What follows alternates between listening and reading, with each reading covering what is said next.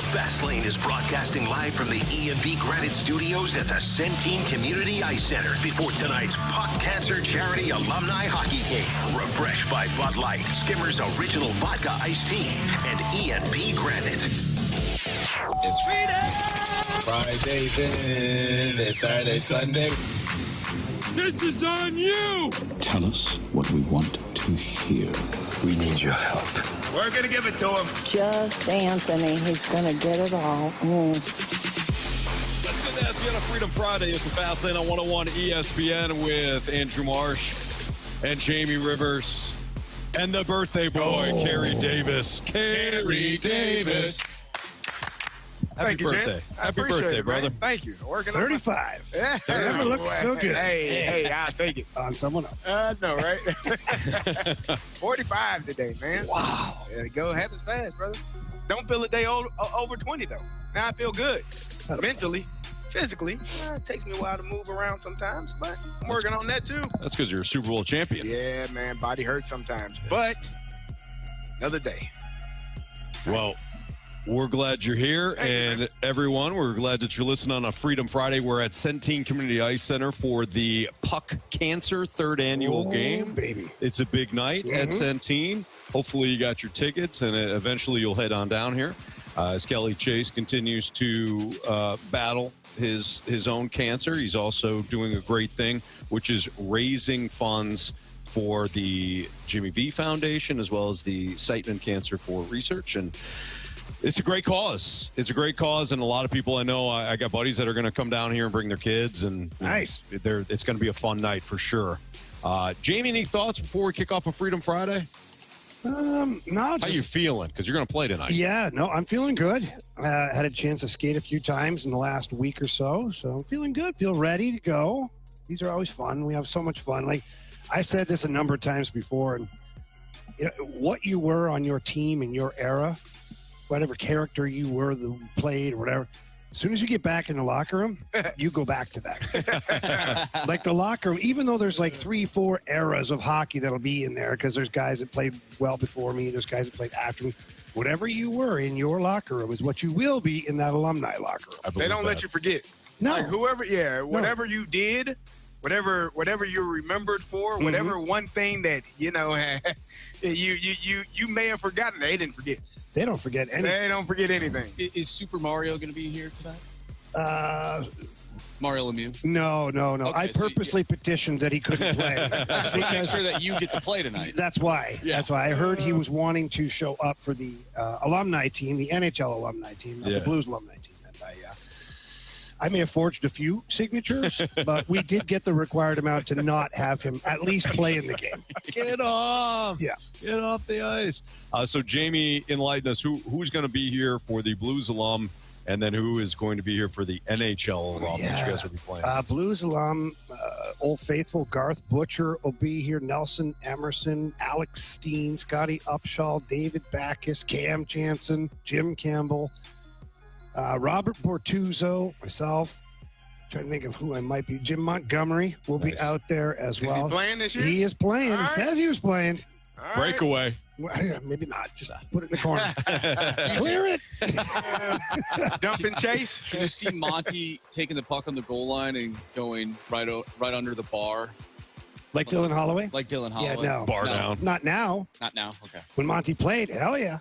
Yeah. Monty had some game, I'll tell you that much. He was a really good player. And for the NHL alum? Yeah, we got, I don't know if they understood this was a hockey game that we were playing. I'm not sure. Oh. They've got Stu Grimson, Joey Kosher, Paul Bissonnette, Jim McKenzie. They've got a lot of heavyweights that are, I'm not sure what's going on. They're not here to play hockey. No, I was looking at the board. I felt like I was back when I was playing. Yeah. Like, what? And then I look at my roster and go, no. I'm that guy. I know. Yeah, no. You got to be the one, huh? I can say, I got to call Twister and at least just stand on the bench. Yeah. Just let be them there. know that, like, this could carry over. Yeah. Presence. Just have your Please. presence here. Yeah, but it's you know what it is? It's an awesome group of guys here. Everybody gets it. Everybody understands that we're here to have a really good time. It will get competitive. at times out there. It's inevitable. Somebody will do something stupid or try to. There'll be a tryhard out there, and then everything will pick up for about 5 or 10 minutes, and then everybody will just get tired. Yeah. Need a little nappy. Yeah. But we're looking forward to it again. We're at Centene Community Ice Center. It is 2:08, your time check, brought to you by Clarkson Jewelers, an officially licensed Rolex jeweler. Just a reminder, it is a Freedom Friday. It is the last Friday of the month, which means you get to choose all of our topics. You, the listener. So if you want to send it into the Air Comfort Service text line, you can at 314-399-9646. If you would like to use our YouTube chat, which is affectionately known as the Snake Pit, you can leave a topic there as well. If you want to leave a mic drop, you can via the 101 ESPN 101 ESPN mobile app. You can do that as well. So without further ado, Marsh, what's our first topic?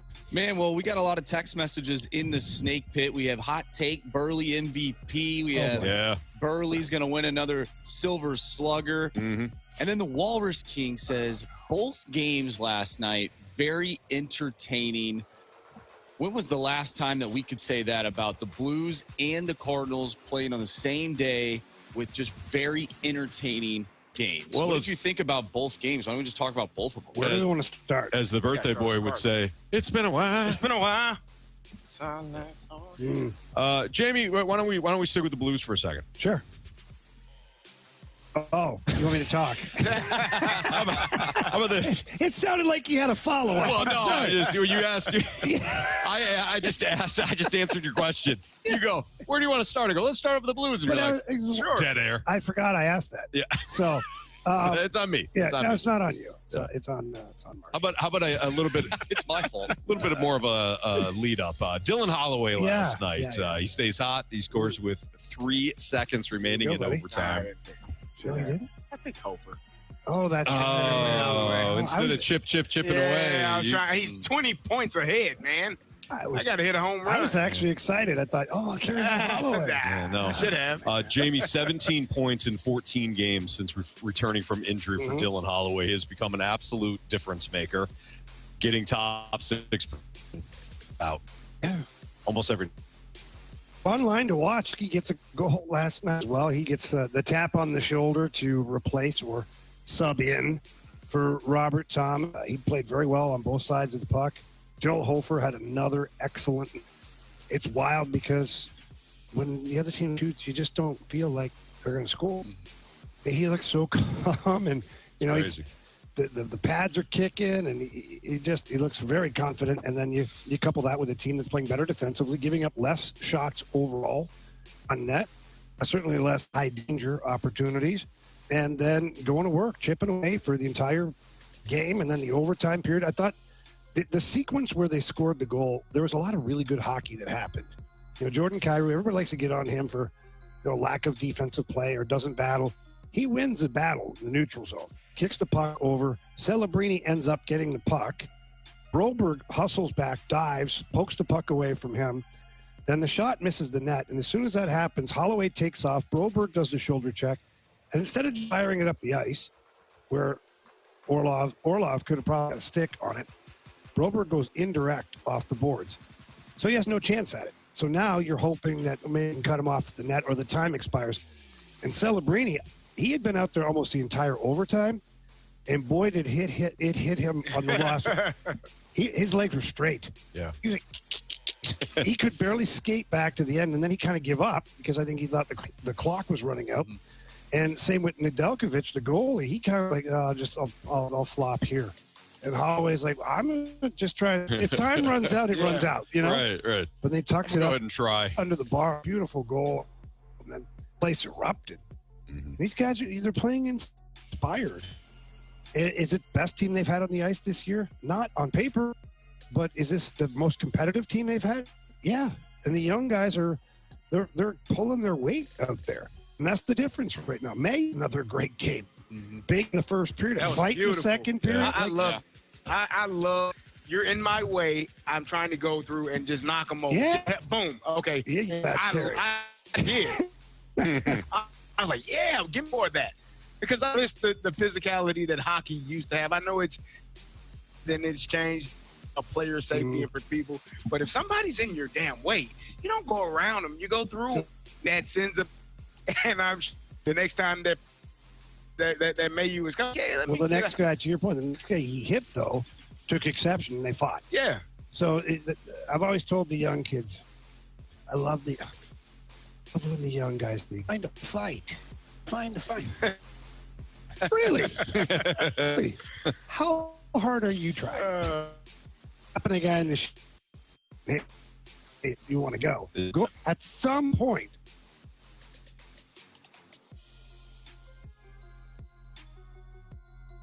For Mayu, runs the guy over in the first period. Then he has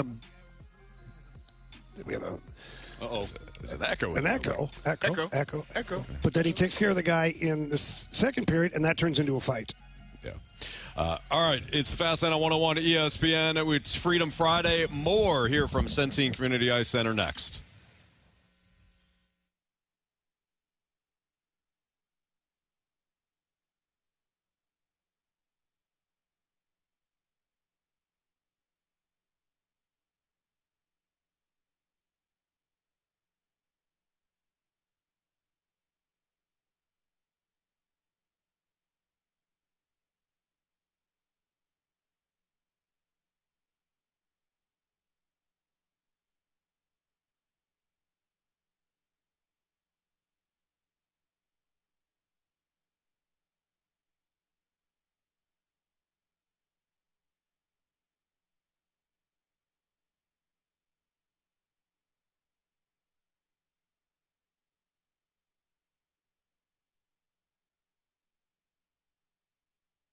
Missouri's laws are clear.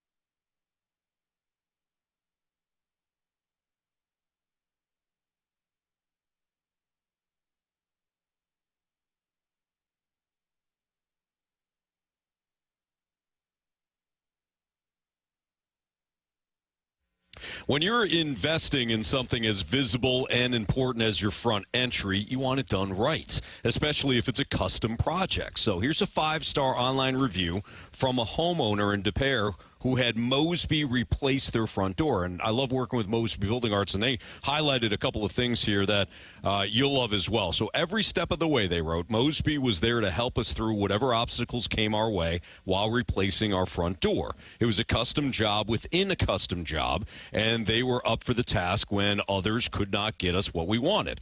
They let us know what was happening throughout the process, and the craftsmen always found a way to get us what they wanted. I would strongly recommend Mosby, and that's part of it, right? With the fact that Mosby, they deal with the front door. It's not just a front door. A lot of times it's also some flooring. Maybe you have some damage going on in the basement. Maybe water had been getting through. Mosby takes care of you from start to finish. They do custom details, clear communication, craftsmen who won't back down when a project gets complicated. Give Mosby a ring, or you can visit them online. Call Mosby.com, and then you could see what a 5-star experience looks like.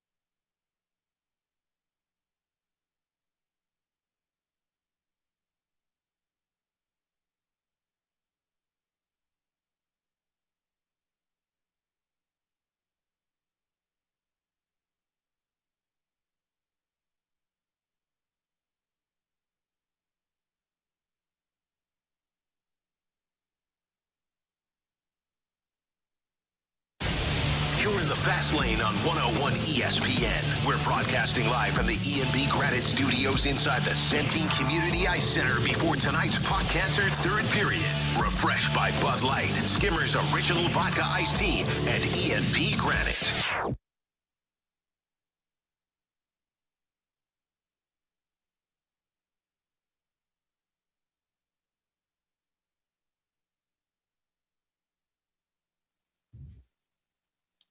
It's Fastlane on 101 ESPN with Jamie Rivers, Carey Davis, and Andrew Marsh. I'm Anthony Stalter. We do understand that we're having some technical difficulties. Believe me, people in the studio, they're working hard to make sure that it's smooth moving forward here. Hopefully we won't have too many interruptions, but if we do, hang with us.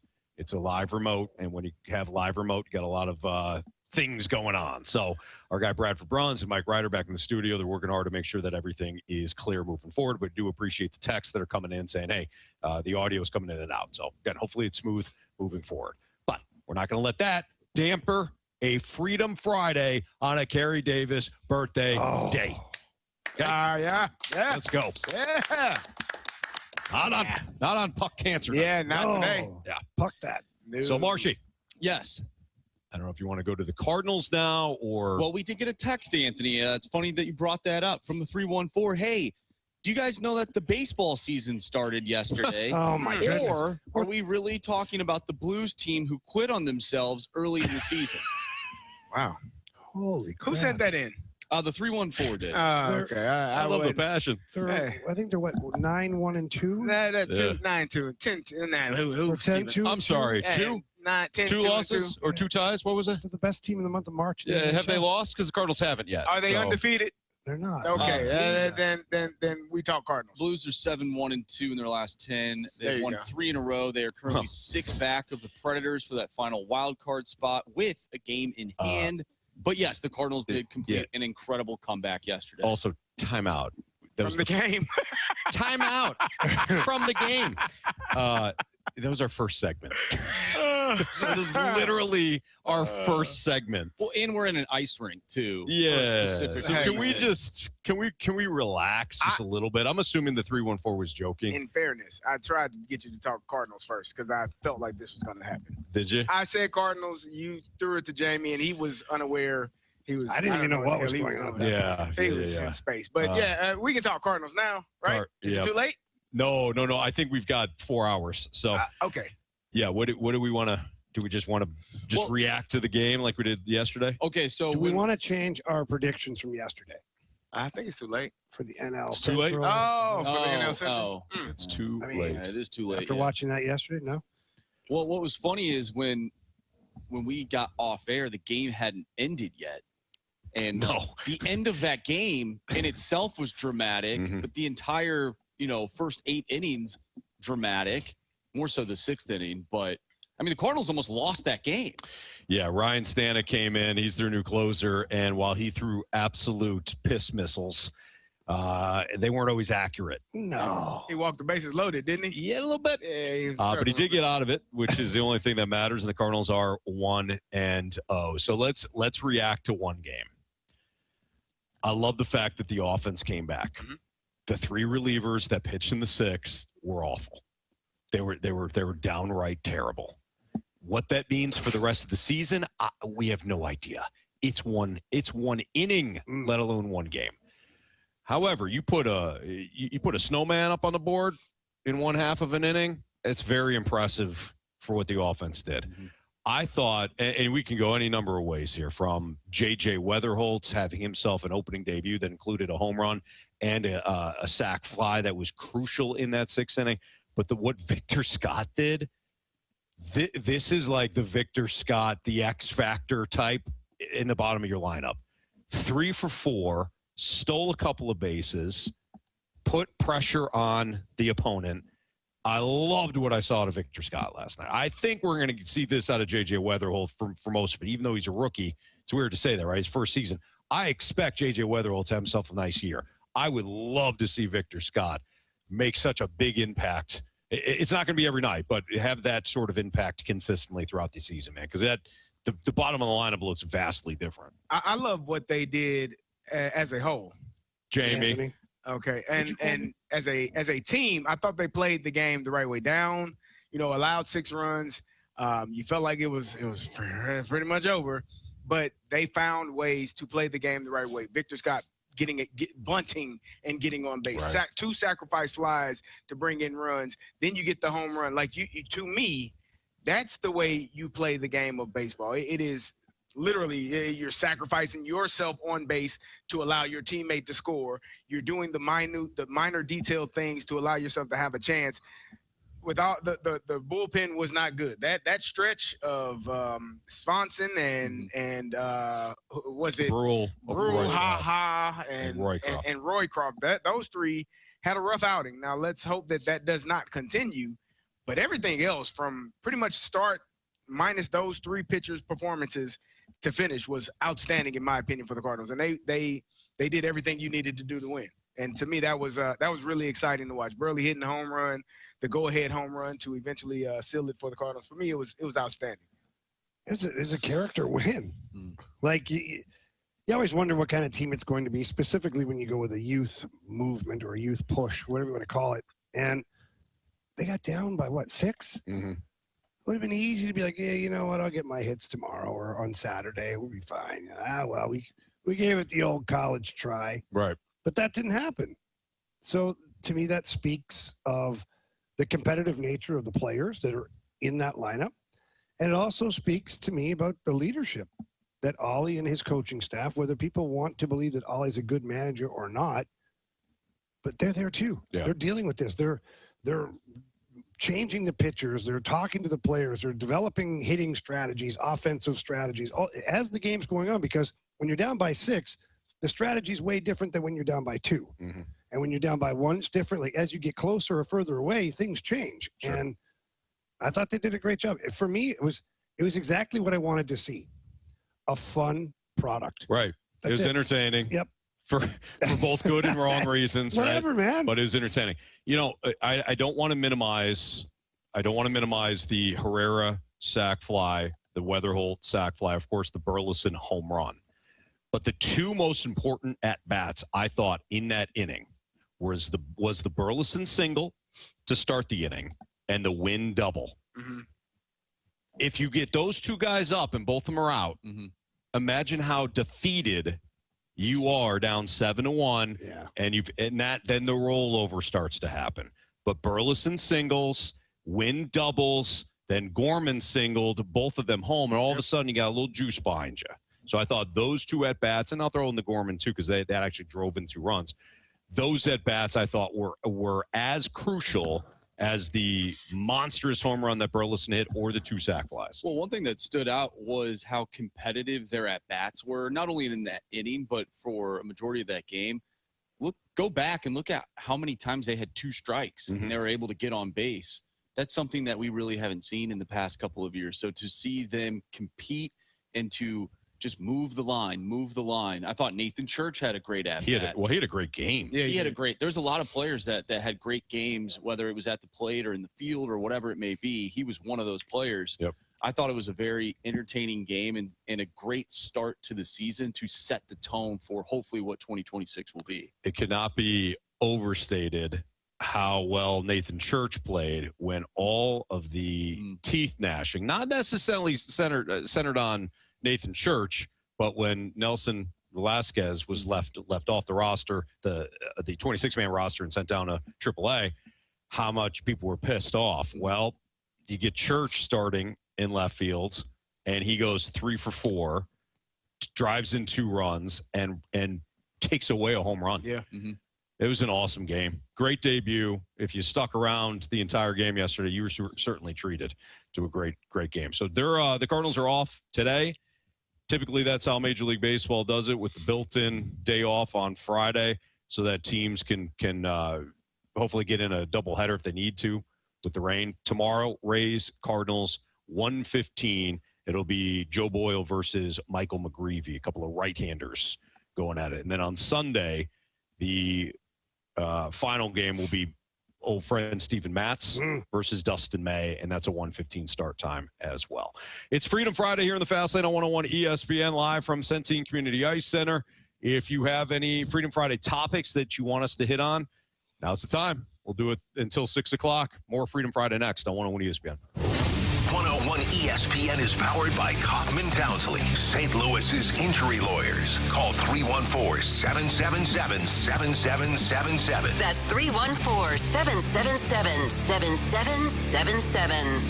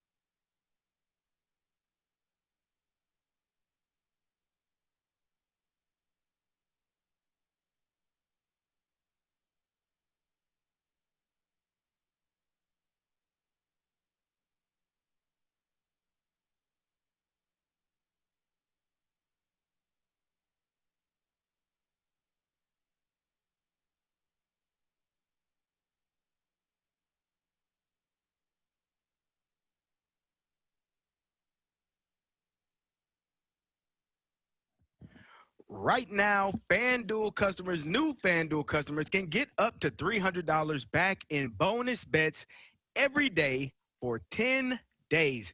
Here's how it works. Place a tournament bet using the token, and if it doesn't win, you'll get up to $300 back in bonus bets every single day for 10 straight days. You can even mix it up with same game parlays for a shot at a bigger payout. And you know who I love? The Fighting Illini from Illinois. They are headed to the Elite Eight, taking on Iowa tomorrow night. Should be an outstanding matchup. If you're me, maybe you want to take the Illini on the money line and see if they're able to finally make it their way to the next round. See what they're able to do. All you have to do is visit FanDuel.com/local to sign up today. That's FanDuel.com/local. You must be 21 plus and present in Missouri. Bonus bets are non-withdrawable and expire 7 days after receipt. Tokens are received in increments of 1 per day. Restrictions apply. See terms at sportsbook.fanduel.com. Gambling problem? Call 1-800-GAMBLER.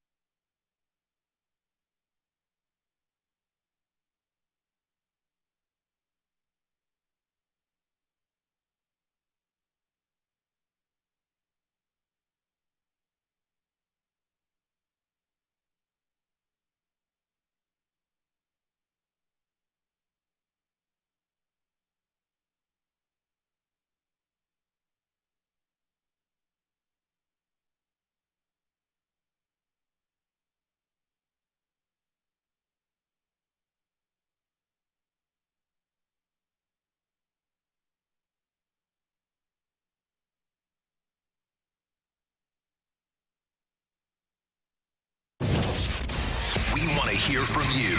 Use the Scott Lee Mic Drop feature on the 101 mobile app. Give us your opinion on anything St. Louis sports with a mic drop. Brought to you by the Scott Lee Heating Company. 101 ESPN Sports Center.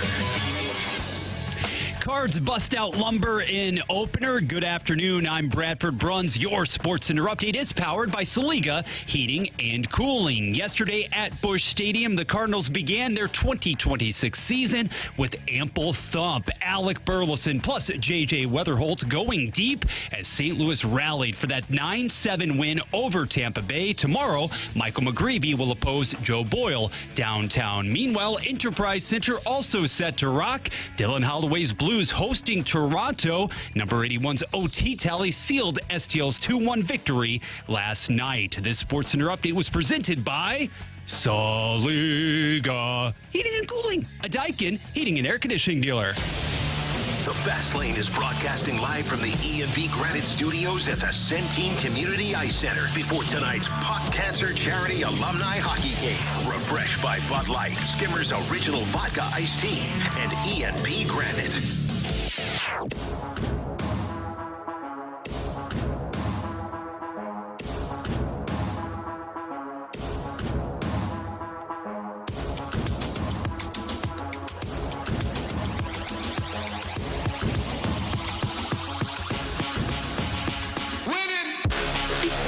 On 101 ESPN Live from Centene Community Ice Center ahead of tonight's Puck Cancer third annual game. Marshy, we continue with Freedom Friday. Yes, we get a text from the 618. Carey Davis should be able to talk Elite Eight on his birthday. That was awesome last night. Anthony, we talked about it, and you actually mentioned it. You do the Spread Zone podcast. Yes, sir. You and Tim both thought that the Illini would be the team to be the victors, and you didn't even take the points. And I agreed with you. I thought Illinois had I think they have all of the makings to be a really good team and make a really deep run in this tournament this year. Was I a little bit nervous knowing that Houston has kind of the pedigree that they have and have had the amount of success that they've had over the past couple of years? Yes. But I thought that if Illinois played their best game, which – I mean, last night was pretty damn close to it. It was outstanding. They only sent Houston to the line one time, I believe. Houston only had 2 free throws yesterday. They out-rebounded them. They played really sound defense. They did not turn the ball over. They played a really good game, and we're only up by 1 at halftime, if I'm not mistaken. So 2 at halftime. So it was an outstanding performance from the Illini. Brad Underwood got those guys playing well. And to me, Tanner has talked about it, and I've talked about it. Keaton Wagler is their best player. He's going to be a lottery pick in this upcoming draft. He's a freshman. He's done an outstanding job. The one thing that I've seen during Big Ten play is when it gets physical with Keaton Wagler, he kind of shies away. Houston tried it last night, and he didn't have the amount of points that he normally does, but he was steady in that game. He was taking care of the basketball. He had a double-double. He was rebounding well. He didn't have a great performance shooting, but he was able to do all of the things that you need him to do as a point guard to lead that team in the right direction. For me, it was an outstanding game. Mirkovic had a really good game. I thought he was great. He's a really good basketball player, man. Like the way he was, you talk about Wagler rebounding. Mirkovic was outstanding on the glass. Yep. He hit a couple of big threes. In fact, I thought that between him and Wagler, the 5 threes that they had were all huge. They were timely. Yes. Because especially in that second half, the shots the one that Keaton Wagler hit in the corner, I think Mirkovic is the one that found him in the corner. Like they were, or it might have been Boswell, but those were big time shots. Mirkovic just stepped into one and knocked it down. Those were key moments where you felt like Houston was trying to figure it out, and then they knocked down those shots, and it's like it was even more deflating for the Cougars last night. So for me, it was an outstanding performance, man. 10-point win by the Illini, and I couldn't have been more proud. I was excited watching that game last night and watching them perform in the way that they did. I was rooting for them, for you, and just because I have the Illini going to the Final Four in my bracket, but I was excited to watch them for you. It wasn't just the offense too. I mean, it was a 17-0 run in the second half. Defense. Houston couldn't buy a shot. I mean, the Illini, they were in Houston's face that entire time. They never got free looks. I didn't love, and I think you were with me, I didn't love that the Illini kind of took their foot off the gas. They slowed down just a little bit. There were like 9 or 10 minutes. I'm like, why is this a 7-point game? Yeah. It should be a 27-point game. So well done to your Illini, and now they'll face Who they faced? Iowa. The darlings of the NCAA tournament. Stupid Iowa. Yeah. So they're fun to watch. I'll give them a lot of credit. And that was back and forth for a while. Nebraska, actually, we're up on them early on, and Iowa had to storm back right before halftime, and then they kind of turned it on in the second. That was not the rock fight. The Illinois-Houston was a rock fight. Right. I thought that game would be a rock fight, and it wasn't. But I'm excited to watch Illinois take on Iowa. They beat them earlier this year at Iowa, a 6-point victory. So I'm looking forward to seeing exactly how this all shakes out. It's always interesting when you're in a tournament and you're obviously at a neutral site, but you're playing a common opponent, like a team that you are familiar with, a team that is in your conference. You know how rough and rugged the Big Ten conference is in basketball. And I'm sure that some of the things that Keaton Wagler had to face throughout the entire season, he's going to have to face that again with a team that's going to try to attack him and make life hard on him. But for me, I'm excited about where the Illini are. I thought Boswell performed well. He did. Let me tell you, them free throws. That was a little. Hey, man, I was getting a little nervous because he was at the free throw line just bricking, like missing. And then he finally calmly knocked down one. I'm like, okay, he's kind of reset himself. But yeah, it was a good win for the Illini last night. I was listening to BK and Ferrario on the way over here, and we had the conversation, I believe it was earlier in the week, about the Cinderella being dead. Mm-hmm.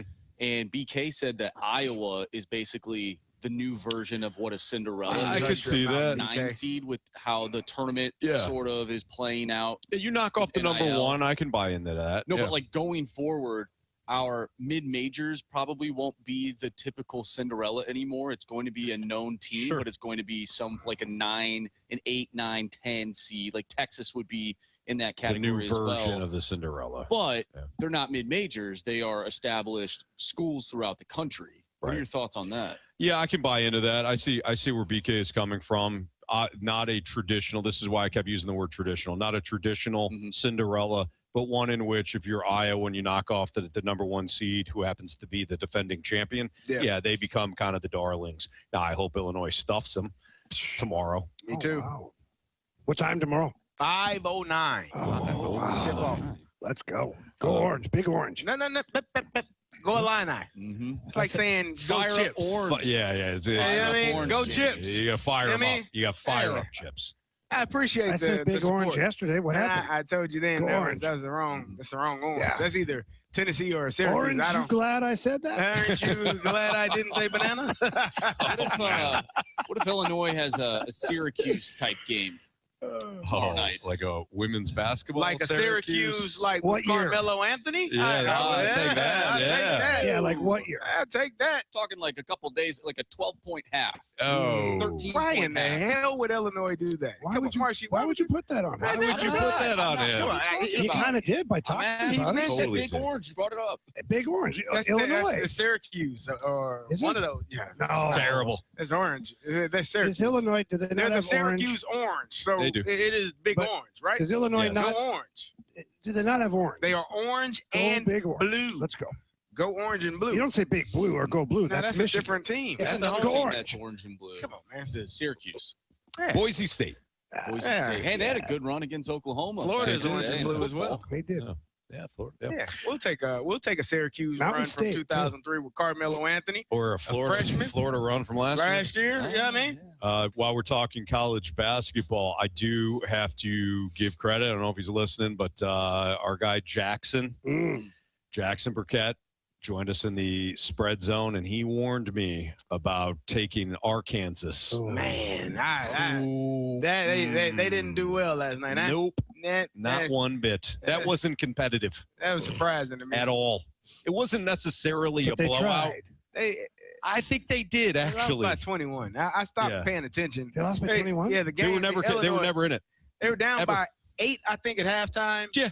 But it never felt that they were in it. It didn't feel like they were actually in that game. That's not great. Yeah. They were down by 11. But was it 11 at halftime? It didn't matter. I mean, Arizona, I guess. So Jackson kept telling me about how good Arizona is, and he's got it. He's got Arizona winning, and we didn't listen, and we should have. You ignored him. It would have been a lot better if they were lost by like 9. Yes, it would have. It would have been much better had they lost by 9. As I continue my free fall, I had a nice lead. You lost last night? Yeah, I had them. Oh, on the money line. I mean, not plus 9.5.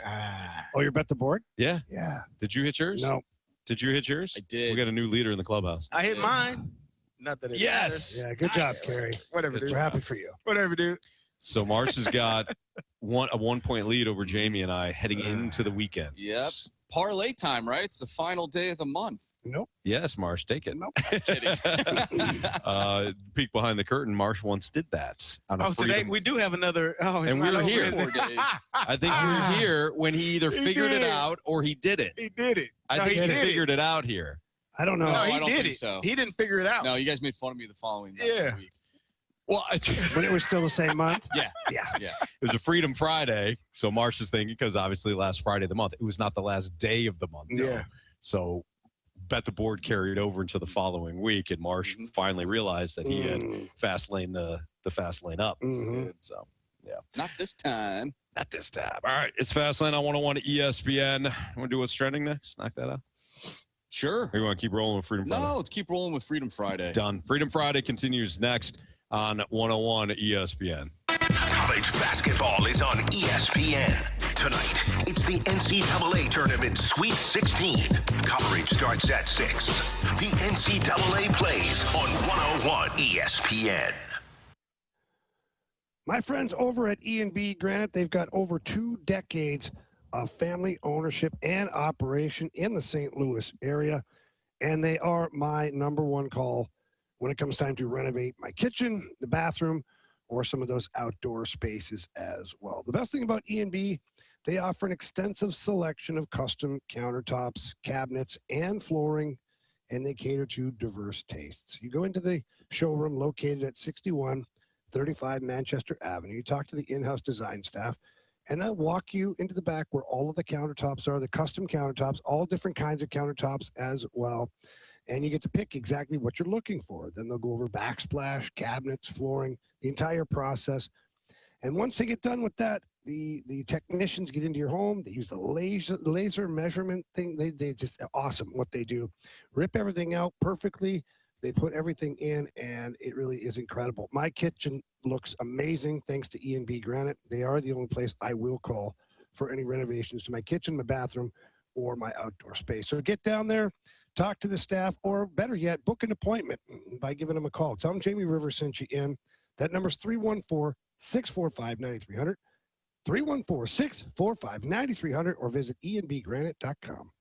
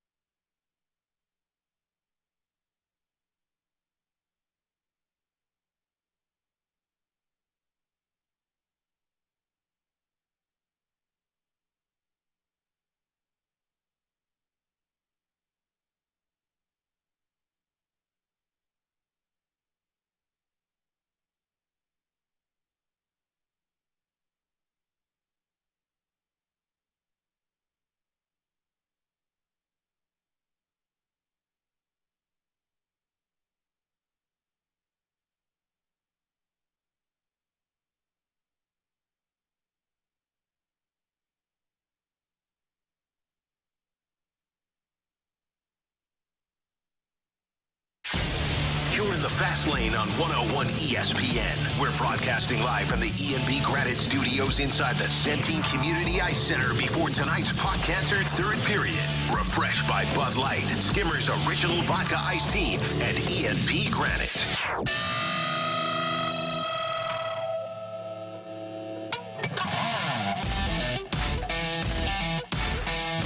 It's Fast Lane on 101 ESPN. Freedom Friday continues as we are live at Centene Community Ice Center ahead of tonight's Puck Cancer third annual game. Jamie Rivers, Carey Davis, I'm Anthony Stalter. Marshy, hit us with our next Freedom Friday topic. All right. Well, we were actually just talking about this in the break. We've had multiple people text in, but there's news about Tiger Woods involved in an automobile accident in Florida. Have you read anything about that? Is there a putter through his windshield? No, that can't be confirmed. No. I don't think. Yeah. Or was it a 2-iron? I forget. Do we know that?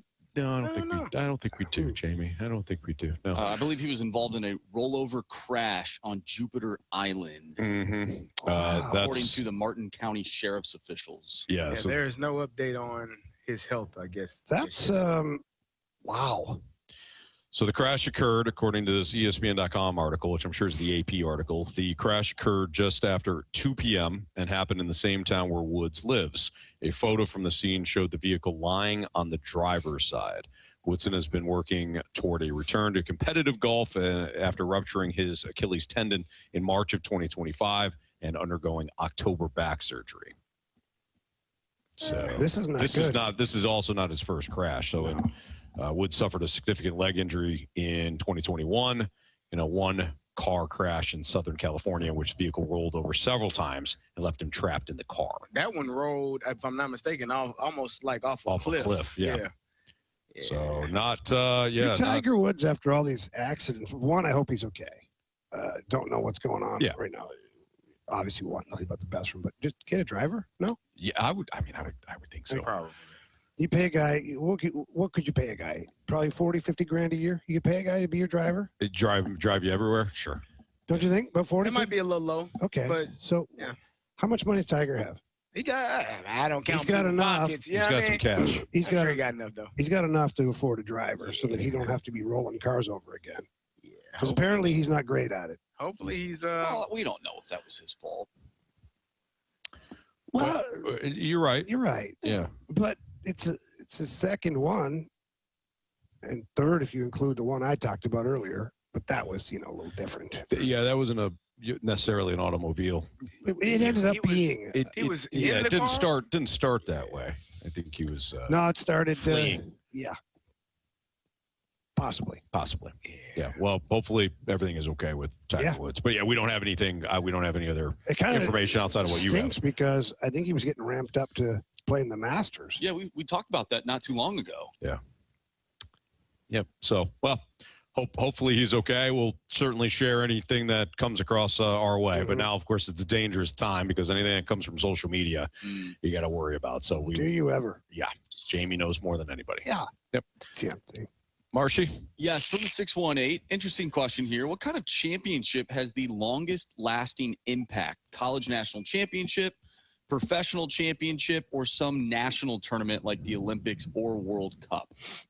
Has the longest longest lasting impact. I think it lasts longer if the team you play for doesn't win one since then. Like I think about the 85 Bears. That is long lasting because it's been 40 plus years, going on 41 years now. So, and people always talk about how great that team was. You talk about the Olympic gold medal for the United States in hockey, like how long that Lake Placid team, how long that sticks in your memory. Maybe it's because of, the circumstances that led up to that. But I think if you're a team, like you don't think about, oh yeah, those 2001 Patriots, you don't care about that. Like, because they've won multiple championships since then. So I think how rare the championship is, how great that team was, or, like it's just the further away you get from that championship team, I think it becomes, you hold that more, closely to your heart. Is more endearing, because it's so far away.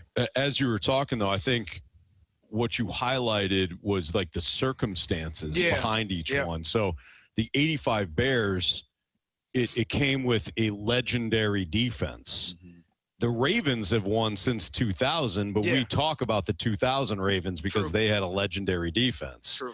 The Lake Placid win came with cultural and political, stuff going on. The Patriots, I hate to say it, but everybody remembers the 28-3 comeback more than anything else because of the significance behind that. So I think it doesn't matter what the sport is. It matters what the situation or the team is. The MJ's Bulls, I don't know if you necessarily remember a certain year. I think we remember that era. I remember, for me, it's the 96, 97. When Jordan pushed off? Oh, no. That was the 97, 98 Bulls. Got it. That's the 96, 97. I believe that's the one. He was just helping him where he was going anyways. Well, maybe I don't remember. It was the one they won 70 games. Yeah. This is the year they won 70 games and was then it the won the championship. 96 Bulls? Yeah. I think it was. Yes. But I don't know if it was 95, 96, or 96. I think it was 95. I think it was 96, 97. I think it was 95, 96. Well, we just answered our question. See, now you don't know. To my point. Yeah. You don't remember. I remember they beat the Suns. I remember they beat the Jazz 2 years in a row. But, I don't remember. We don't talk about that a year. Yeah.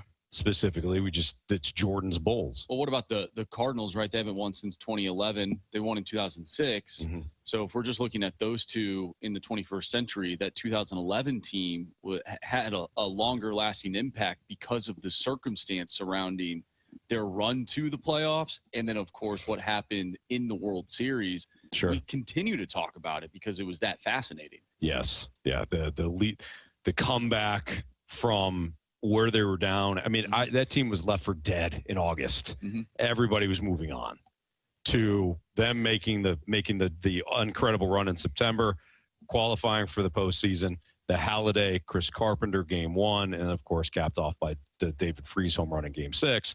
Yeah, you remember the circumstances behind the 2011.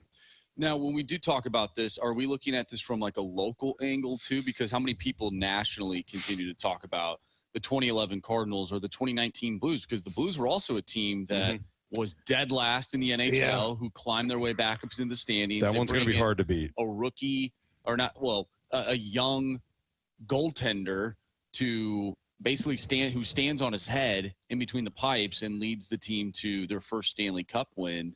How much is that talked about nationally compared to locally? Mm-hmm. I guess it just depends on who you are. Honestly, the national champions, I think I remember them less. In football? In both. Because I don't recall. Maybe, but the 2019 LSU team was outstanding. Maybe the 2001 great Miami team. So again, it's got to be historic. Teams that have that Miami team had probably 15 first rounders. They had 3 guys that end up being starting running backs in the NFL. Yeah. Teams that have that much talent, you don't forget. But I don't remember who won in 2015. Maybe it was the Nick Saban and the Crimson Tide. Okay, so do you remember a specific Alabama win, or do you just remember Nick Saban's wins? I just remember. I do remember the one. Well, the Tua game. The Tua game. Because that was OT, and Jalen Hurts was benched at halftime. That was Georgia, correct? That was Georgia. Yeah, that one I remember. Yeah, so and that was when Rodrigo Blankenship hit the field goal beforehand, and then Tua. Was it Cal? It wasn't Calvin Ridley. No, it was Devontae Smith. Devontae Smith. Yeah.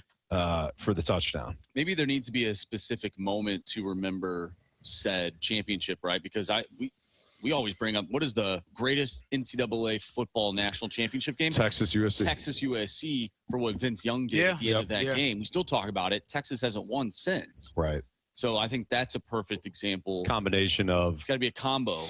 And you took down a team that had previously won a national championship. They won a national championship the year before. Loaded. With the guy that won the Heisman. Yep. Loaded.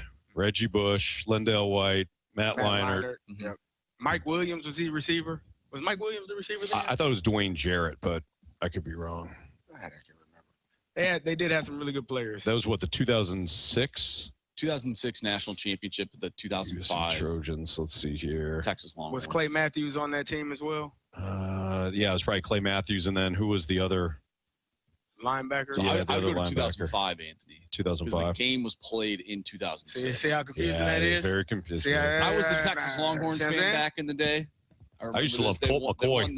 won Anthony, I cried at a Fortels watching that game when he got injured against Alabama, which then, imagine if Texas wins that game. Yeah. Who knows what Alabama ultimately turns into. Colt McCoy got injured in Pittsburgh by James Harrison. He almost died. You're right. It was Mike Williams. Mike Williams was a senior wide receiver. Steve Smith, not that Steve Smith, was a junior on that team. Oh, Dwayne Jarrett was on that team. So we were both right. Dwayne Jarrett was a sophomore. Mike Williams was a senior. Yeah, Mike Williams was the guy on that squad. Mark Sanchez was a freshman. Was he? On that team. Yep. The linebackers, Carey, you and I were talking about the linebackers. Brian Cushing was the other linebacker I was thinking of. And Clay Matthews.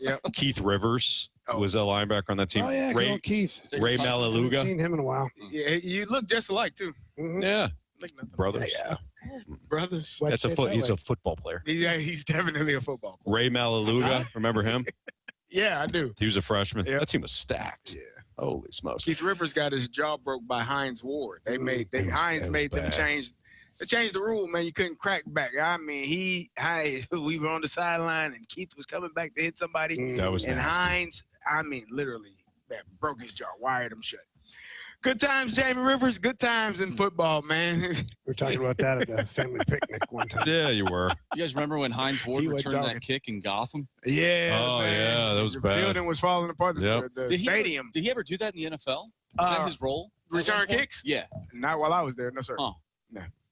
Hines just caught the ball and caught a lot of passes. This defense was unbelievable. Frosty Rucker was on that team. No, Cedric Ellis. That's not a real name. That is. He's a Frosty Rucker. Panthers. Yeah, Frosty Rucker had a nice career with the Panthers. Frosty Rucker. How would you call your kid? It's an awesome name.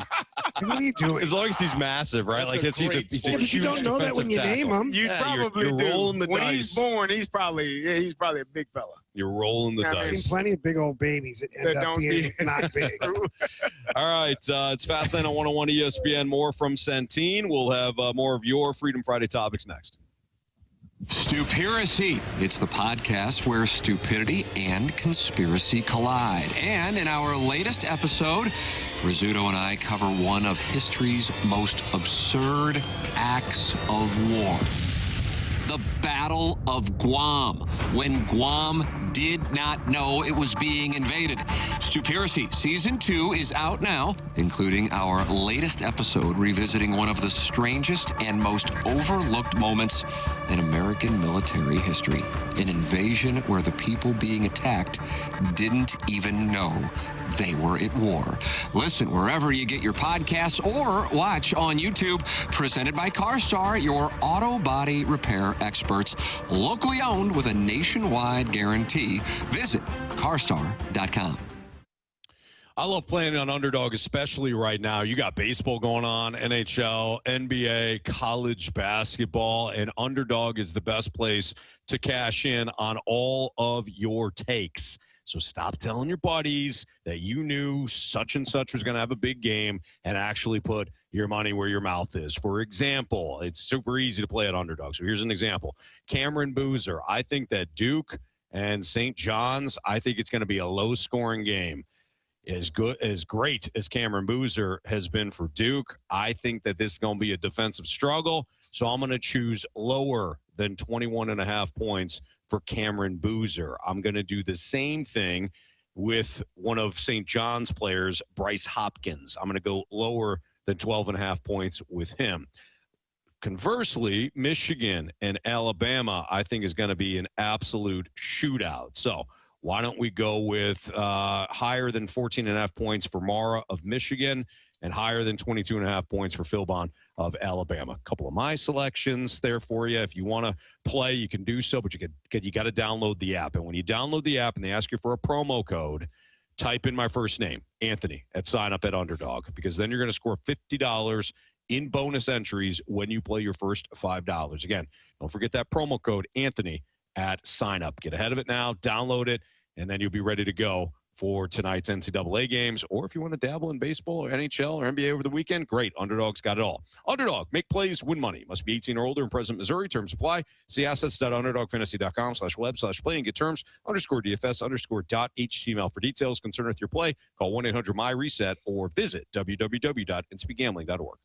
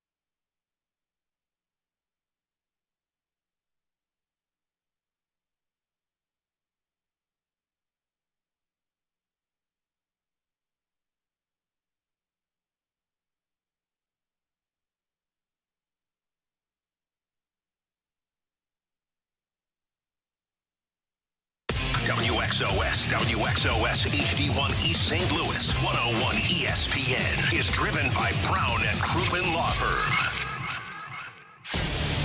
The Fast Lane is broadcasting live from the E&V Granite Studios at the Centene Community Ice Center before tonight's Puck Cancer Charity Alumni Hockey Game. Refreshed by Bud Light, Skimmer's Original Vodka Iced Tea, and E&P Granite.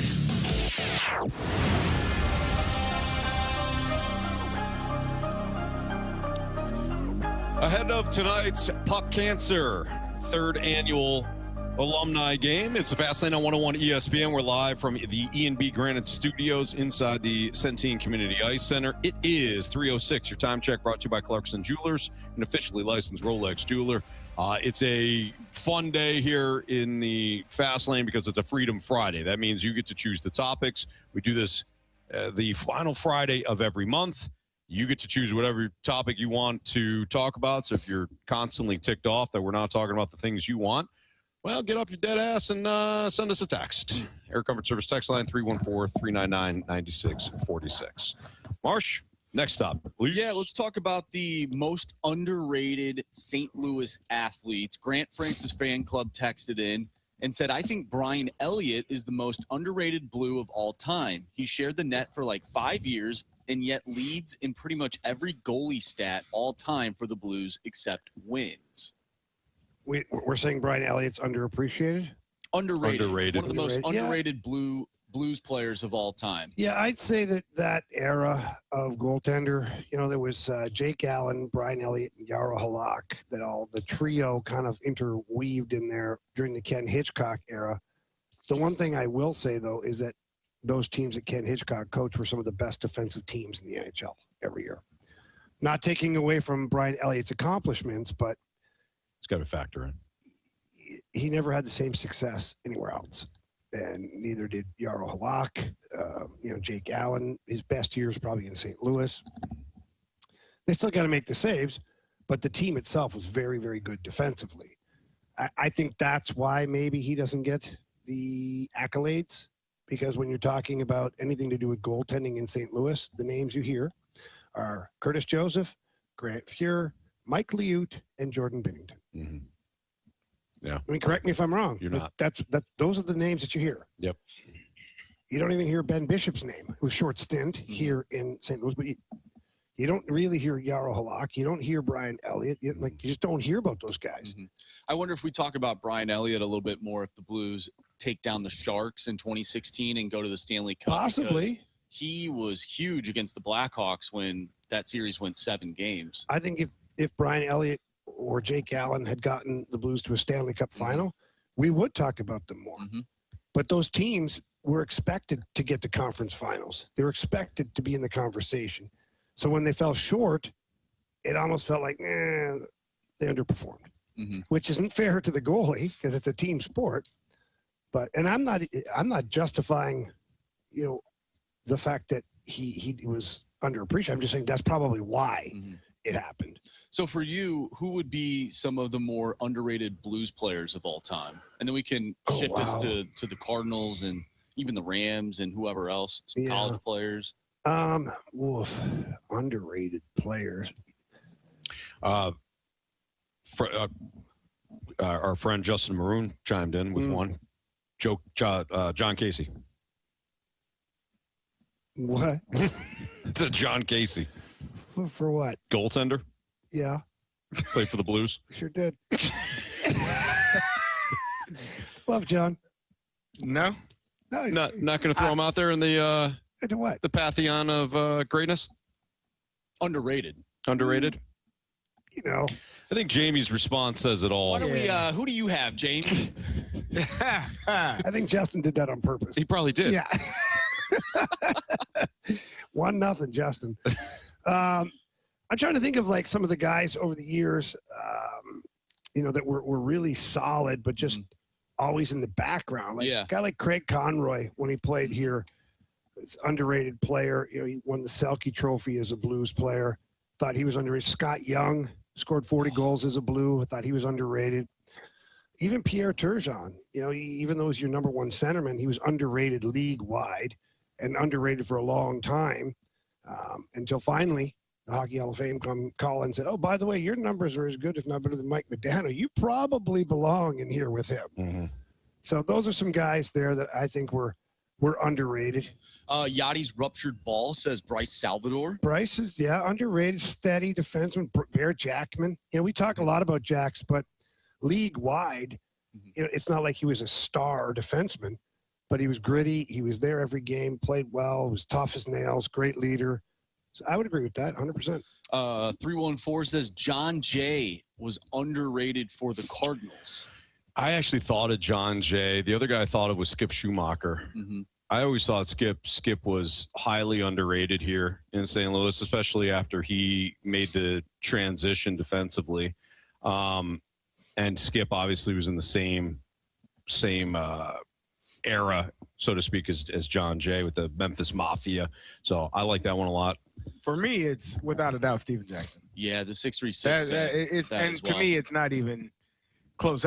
He's only a 3-time Pro Bowler, but I'm sure that if you ask any Rams fan, he was the reason you were going to watch those games because they weren't providing much else. What do you mean by that? I mean, the entertainment value for those teams that he was on were what's the word I'm looking for? Non-existent. But he had a hell of an offensive line, didn't he? He was outstanding, man. I'll never discredit those 5 gentlemen that worked their butt off up front to provide, to make holes for. But let me tell you something, Steven Jackson did a lot of work. Could he have had better? He probably could have. And he still is top 20 in all-time rushing in the National Football League. Some say he didn't have much of a passing game to help him out either. Some say that, and a lot of folks would not be wrong in saying that either, which means, Anthony, like I know, if a team knows, man, you can't do nothing but run the ball. What are they going to? They're going to march those safeties right to the box. There's going to be a lot of people in there. And then, Jamie, you mentioned the offensive line struggles. And he's out there doing God's work. Steven Jackson. I remember watching those games. Working his ass off every single night, man. I think I may have told the story before on the show, but there was one year where Steven Jackson, I think it might have been the first play from scrimmage. Maybe my recollection of this moment is a little off, but I think they were taking on the Philadelphia Eagles, and he took one to the house. And I think it was the first game. And I was sitting there as a child, and I was like, man, we're going to make it back to the playoffs. This is going to be great. You were definitely a child. Yeah. Had to be. You had no clue. I had no idea. None. I had no idea. Is this You didn't during know your what you were. couch blessing days? Honestly, you know what? It Just might have wondering. been around the same time frame. Okay. I think it may have been. And I say child, I think I might have been in high school. Do you remember I'm still a when? kid, We though. all mature at different times. Of course. Do you remember when Jared Cook had like 3 touchdowns? Oh, game one. It was in an against opening the game. was it the Cardinals? I think it was against the I think Cardinals. it was the Cardinals. And we were like, "Oh my God, They're this back. Rams team could be back." They were not. They back. were not indeed. They were not back at all. They fooled you. They fooled us. They fooled us. Can't get fooled. Can't get fooled again. Yeah, not great. All right, we'll continue with Freedom Friday next. So keep those topics coming in to 314-399-9646. And we'll continue to discuss whatever you want to on a Freedom Friday next on 101 ESPN. That is 7 and 9 bull. It's time for another moment in Blues history. On this day back in 2010, the Blues would defeat the LA Kings 3-1 on home ice. BJ Crombie would score less than 4 minutes into the hockey game. TJ Oshie extended the lead 66 seconds into the second period. Keith Tkachuk and Paul Kariya picking up the assists, and then Paul Kariya would score the third goal of the game with less than 6 to play. This date in Blues history is powered by Classic Air Care. Make your life more comfortable for all your HVAC, plumbing, and electrical needs. ClassicAirCare.com. Well, it is that time of year where people start to think about listing their home for sale. Spring is usually the hot time to buy a home and to sell one. So don't wait a moment longer. I was talking to Gloria Liu just 2 days ago. We were talking about inventory currently on the market here in the St. Louis area. She said that it's starting to pick up. So if you are even thinking about selling your home, get it on the market with Gloria Liu from Your Home Sold Guaranteed Realty. She's been in the business for well over 20 years in the St. Louis area. She understands exactly where the market is going, what your house should be priced at in order for you to make the most money possible, as well as get to the closing table without any hassles. She just had a couple not too long ago. They've been looking for a home for 2 years. They finally called Gloria Liu because they heard about her here on 101 ESPN. When they called her, she was able to, with her buyers in waiting and the houses that were out there, find them a home within 2 days, and they found their dream home, and it had taken them 2 years before. So don't wait. Call Gloria Liu to sell your home today, or if you're looking to purchase a home, she's there to help you any way you want, but you got to call her and tell her Jamie Rivers sent you in. Her number is 314-325-6888. That's 314-325-6888, or visit gloriahasthebuyers.com.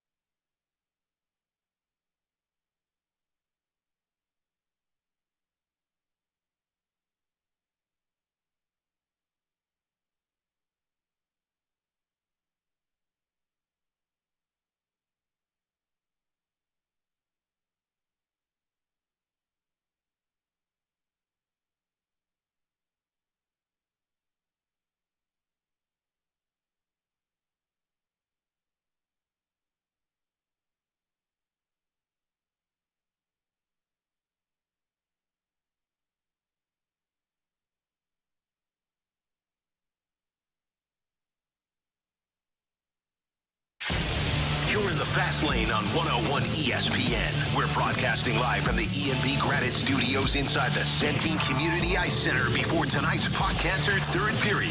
Refreshed by Bud Light, Skimmer's Original Vodka Iced Tea, and E&B Granite.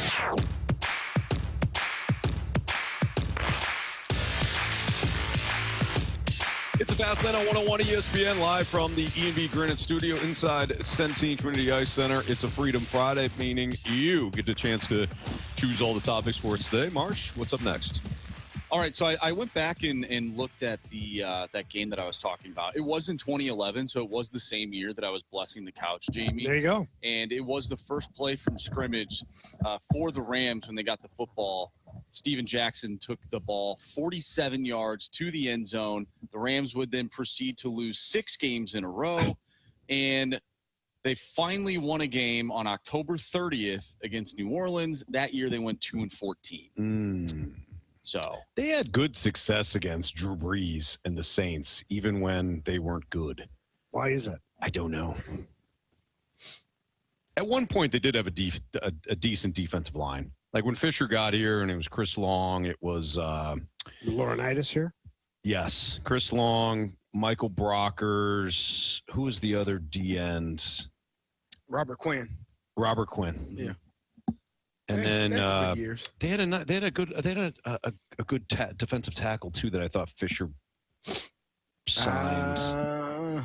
He's a bigger guy. Anyways, that narrows it. Well, yeah, he's a bigger guy, Carey. He played D tackle. D tackle, yeah, he's a bigger guy. Sorry. Sometimes I have to say stuff while I'm on air to fill the time. Oh, don't drop that on me. Sure, don't. No, not accepting it today. This guy. No. Well, it's been 10 years. I hope you get run tonight. If we do, there'll be a yard sale out there. It's been 10 years since Puck cancer, but we're here for charity. Why is Jamie nuts? Did I ever tell you this story? Sorry, Marshy. It's a quick good. story. We had a charity hockey tournament here. It was to raise money for autism awareness. It's called the Frozen Cup. And the championship game ended up on the outdoor rink. William Hayes. Thank you. Text. William Hayes Hayes? William Hayes. The championship game ended up on the outdoor barn here. Cool setting, all that. The championship game was a local team of late 20s kids, college graduates, whatnot, against the Blues alumni. Sure. I'm sitting at home. I could see where this is going. I'm sitting at home, and I get a phone call from Andy McDonald. Yeah. Riv, can you come play in the championship game? Yeah. I'm like, I don't know. I haven't skated. He said, all right, just come on, guy, because he's like, we got a bunch of older alumni here. We had some older, like, good guys, good players, but they're, 60, 70 years old playing in the game, and we're 20-somethings that we're playing against. Yeah. It took about 3 minutes before all hell was breaking loose. Andy McDonald got into 3 different fights himself. I'm jumping over the boards and down in the corner. We have things going on. The referee's like, man, this is for charity. I'm not lying. There has to be somebody listening that was at that game. They stopped the game. And the guy who runs the tournament got on the PA system. It was like, can we all please remember we're here to raise money? We're here to entertain people. What are you talking about? And raise money. We end up, everything calms down. There wasn't like any real fights, but it was enough to finally I talked to some of the kids. I knew a couple of the kids on the team. The kids were adults or men, whatever. And so we thought, I'm like, okay. And I talked to Andy. I'm like, everybody kind of settled down. We ended up getting the game in and whatnot. But I could see how that happens, though, when you've got a bunch of amateurs, and that's what they are. They're amateurs trying to measure themselves against former Blues players. Yeah. It's like, this is my moment. My chance, man. This is my chance. we always say they bite a little bit too hard. Yeah, and you guys who are just trying to put on an entertaining game, knowing exactly what it is, at that point you have to feel like, nah, we're going to have to serve a couple lessons here. Let me show you. Dish out a couple of lessons. It's exactly what happened. Let me show you the difference in the level. Right. Despite being years removed from the game, there is a. It's just when you have played. That's why I never did I know you talked about playing the flag football years ago. Yeah. I would never do it because people would feel like, oh, this is my chance. And Right. hey, man, I don't want those. That's why, honestly, the alumni skates that we do have here, it's mostly Blues alumni on one team, and then I don't want to say it's a select group of people, but it is. It's people we've known for a really long time who are awesome here in the community, do a lot of work. They come out, they've played men's league. Some of them played college, some played like minor pro, whatnot, and we'll play 3 times a week. Yeah. And does it get heated every now and then? Yeah, but nothing like Carey's talking about. Like if we took our alumni team and say, hey, we're going to go play in the gold division for whatever here at Centene or something, it would get heated quickly because it would be like guys trying to do too much. Of course. Just like relax. We're just here to like pass the puck around, have a good time. I'll give you a little insight, Jamie. People try and do too much, even if they're not playing the Blues. Well, I know my son plays in some of these leagues, and then he's live barning later where he's kicking the crap out of somebody. And then Jamie Rivers kid? Well, that's what happens. Then I get a phone call the next day from like the guy who runs the league, and he's like, your kid's been in these fights. I'm like, well, I saw the video. The guy went after him. Like, what do you want me to tell you? Guy shouldn't have been standing there. But because it gets heated. Yeah. It does. It does. And I'm all for competition, trust me, but like have some fun too. Well, and it's typically if one team is a little bit more skilled than the other one and things start to get frustrating because you are spending your time away from your family. You're trying to have fun in these leagues. Well, it's got to be a level the playing snot field. kicked out of you. You start running, guys. And so what Marshy's saying is true is they have different levels. And if you played a junior, college, pro, or anything like that, then you don't qualify for certain leagues. You can't play in them. It should be. But the problem is, and I'll throw my own kid in this. My kid's a problem. Okay, like more than just like what, because he could right now step in and probably play in the SPHL or even like the East Coast League. Like he could probably play on one of those teams, but he's never played beyond U18 AAA hockey. So he's viewed in these men's league things as, well, a total amateur. Like he's never played junior, never played college, but he's 6'5", 225. Stick handles, can skate. Like he could play. He comes out and skates with us, with the alumni. He's Jamie Rivers' kid. That's not. But still, I wouldn't Jamie. put that on you. What I'm saying is he is the son of a former NHL player that also happens to coach. Yeah. Like you have trained him to be the best. Yeah, he's a good ability. player. Yeah. But my point is not that he's a good player. It's the point is as far as like where he would be categorized, he fits into the level that he's allowed to play. But then he goes out and scores like 5 goals, and then everybody hates him and they want to fight. Yeah, and I'm like, I want to fight him. Yeah. Speaking of the charity game tonight, we get a question from the 618 with the puck cancer game tonight, and I sadly have to work and cannot go. Oh man. Is there any chance in the future, if it keeps going, that it could be live on any platform? So I think Car Shield is doing some kind of a live stream tonight. I know they're a sponsor of the event, but yeah, I'd like to see that happen. You know, like so I'm already in the process of working on a big game for next year, whether it's tied to puck cancer next year or it's just its own standalone. The TV show Shoresy. Yeah. So they're going to come here with their team and play against the Blues alumni. Really? Yeah. That's really cool. And it's a pretty big deal because you guys probably don't know the TV show, but it's very popular in the hockey world. But that we're already working on trying to like have that streamed with like real like play-by-play and things like that, like to make it more grandioso type thing. So we'll see. I don't know. I'll try to find out one of these breaks if tonight is going to be streamed on a platform or if they can access the live barn feed here at Centene. All right, more Freedom Friday topics coming up next. So if you got any Freedom Friday topics, send it our way. 314-399-9646 of the Air Comfort Service text line. Again, we're live at Centene Community Ice Center inside the E&B Granite Studio ahead of tonight's Puck Cancer 3rd Annual Alumni Game. More Freedom Friday topics next on 101 ESPN. 101 ESPN is powered by Kaufman Townsley, St. Louis's injury lawyers. Call 314-777-7777. That's 314-777-7777.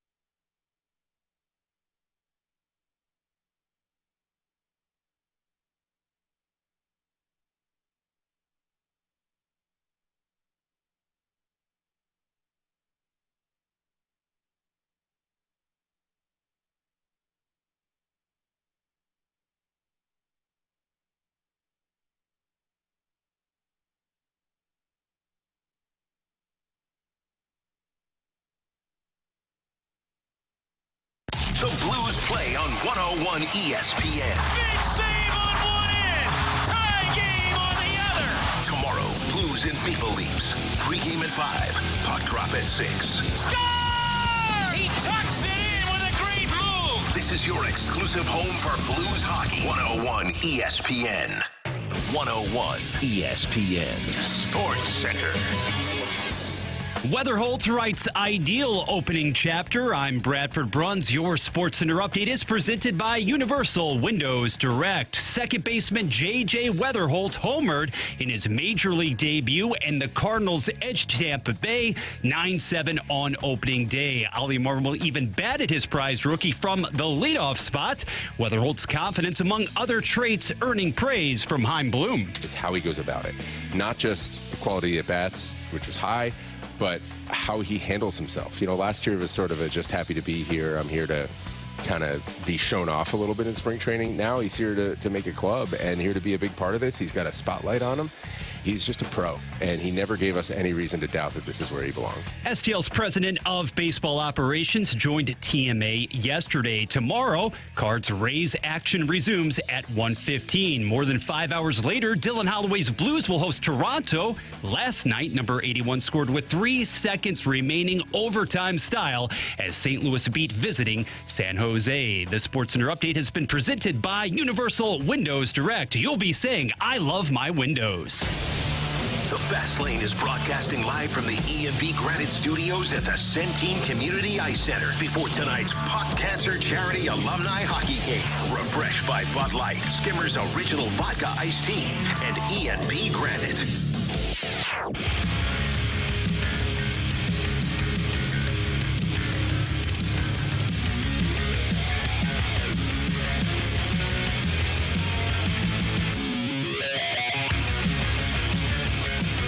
On 101 ESPN with Jamie Rivers, Carey Davis, the birthday boy, by the way. Happy birthday to CB. Thank you. I'm Anthony Stalter. Andrew Marsh has got our next Freedom Friday topic. All right, from the 314. No, okay, hang on a second. Jamie is giving me the finger. Not that finger, a different finger. You gave me that finger on the road one day. Yeah. You get more of those to go around. Just an update, because we had the question from somebody asking about the game tonight. It is going to be streamed, sponsored by CarShield, on the YouTube channel. I think if you just go on there to YouTube and go Puck Cancer third period or Puck Cancer hockey game, you can find the YouTube stream of it. Perfect. So there you go. Nice job, Jamie. Great work. It's investigative reporting right there. Good job. He's like the dog. Oh, McGruff, the crime dog? I did bring a trench coat. Just did like you? it. Okay. Yeah. I did. You never know, Anthony. Boy. You know? Sure, he's ready. Okay. Never know when you're picking up clues. Yeah. I'm okay. Remember Columbo? He wore one of those too. I'm good. Did Matlock? No. No, Matlock. Columbo would say, and just one more thing. And then you knew you had him. He got you now. It's going to bury you. Go ahead, Marsh. All right, from the 314. Great win for the Cardinals yesterday. What did you think of Major League Baseball's opening day? So the league. I thought it was surprising. I mean, you had Paul Skeens getting absolutely trucked yesterday afternoon by the Mets. I sent you guys a meme. I don't know if you guys saw it or not, but I saw that. Yeah. I'm always worried it's like some spam though coming from you. No, what? I don't think I saw it. I saw it. No, it's the from the Wolf of Wall Street. Yeah. It said Pirates fans. I did see that. with a 2-0 lead and Paul Skeens. They're all partying on the boat, and then the next scene it says at the top, Paul Skeens gives up 5 runs against the Mets. What the happened? It's a great meme. It was funny, but I did watch it. It's basically how I imagine that's how it felt for Pirates fans. Like, what the hell? Well, just when have they ever here? been up 2-0 for Paul Skeens? Right. Like, let's just say, poor kid. Yeah. And then I'm watching him just implode. I didn't watch it live. I saw the highlights of it. Not great. So that was surprising. I didn't see Logan Webb the night before getting hit absolutely ripped either, even against a great Yankees lineup. He's one of the true aces in the game. He got crushed. The White Sox giving up 14 to the Brewers, not necessarily that surprising. Not shocking. But the Nationals beating the Cubs 10-4 was certainly surprising. And then, of course, you had the Cardinals rallying from 6 runs down to score 8 in the bottom of the 6th. That might be the most surprising thing of the day. Hear me out. Everybody in the offseason leading up to this was talking about the lack of offense. No Pop in the lineup, because you can't count on Gorman. Can't count this. Yep, Pop Warner. He's sending guys home when he shouldn't. That was last year. That was last year, yeah. That guy got to run faster, man. Yep. But we talked a lot about the Cardinals just not having the offense that they'll need. Mm-hmm. And here they are down by 6. Like, everybody and their brother was like, well, give me another ice cold beer. We're done. Jamie, you should have heard us. We turned on those you-know-whats so fast. Wow. When they gave up the 6, the 3 of us, we were bitching and moaning. In fairness, I was pissed off in the first inning. Well, you were mad as soon as Pa has missed a pass. I just can't take it no more, man. Remember he freaked out? He did deliver, though, in the 6. He hit a ground ball right up the middle. He did do that. That was right after I called him the double play machine. You did. Yep. Said he's going to ground GIDP. Ground Double into P, double Pedro play. Paez. Yeah, that's right. Yep. I see what you did there. Yeah. Well played. Double I was shocked P, with how well the Dodgers performed. Double play, double P. Yeah, double P. Okay, yeah, it does. My Not apologies. DP. My apologies. It's double P. Double P. Yeah. That's David Perron. David Perron. Much different. David Perron. Correct. I was shocked with how well the Dodgers performed. I mean, just going out there and Kyle Tucker getting in the new uniform, thought it might be a slow start for him. Will Smith, after his heroics in the World Series, just kind of think a guy's going to start off slow. Yeah. Hangover. Yeah, surprisingly, though, they did what they normally do, right? Good for them. Terribly surprising. Terribly surprising, $150 man. million payroll hire. It's hard work when you got all those stars on your team trying to. I mean, Dave Roberts' job, he really has the hardest job in the country. Okay, let's talk about this for a second. He's still asleep. I've been actually wanting to talk about this for a while now. I want Dave Roberts' job. Yeah, I could do it. Doesn't? I don't think you. I think you give guys take too much. Don't give Dave Roberts enough credit. You can't do what he does. I mean, there are times when he's actually sleeping in the dugout, Jamie. Carey. And you got to be locked in. You know what I mean? No offense, but Stevie Wonder could manage that team to a championship. You think Stevie knows ball? You don't have to. You can just hear the crack of the bat and know who's hot and who's not. Okay? No, but in all seriousness, stay hot, Jamie. That is great ear. Okay? So, but who wouldn't love that job?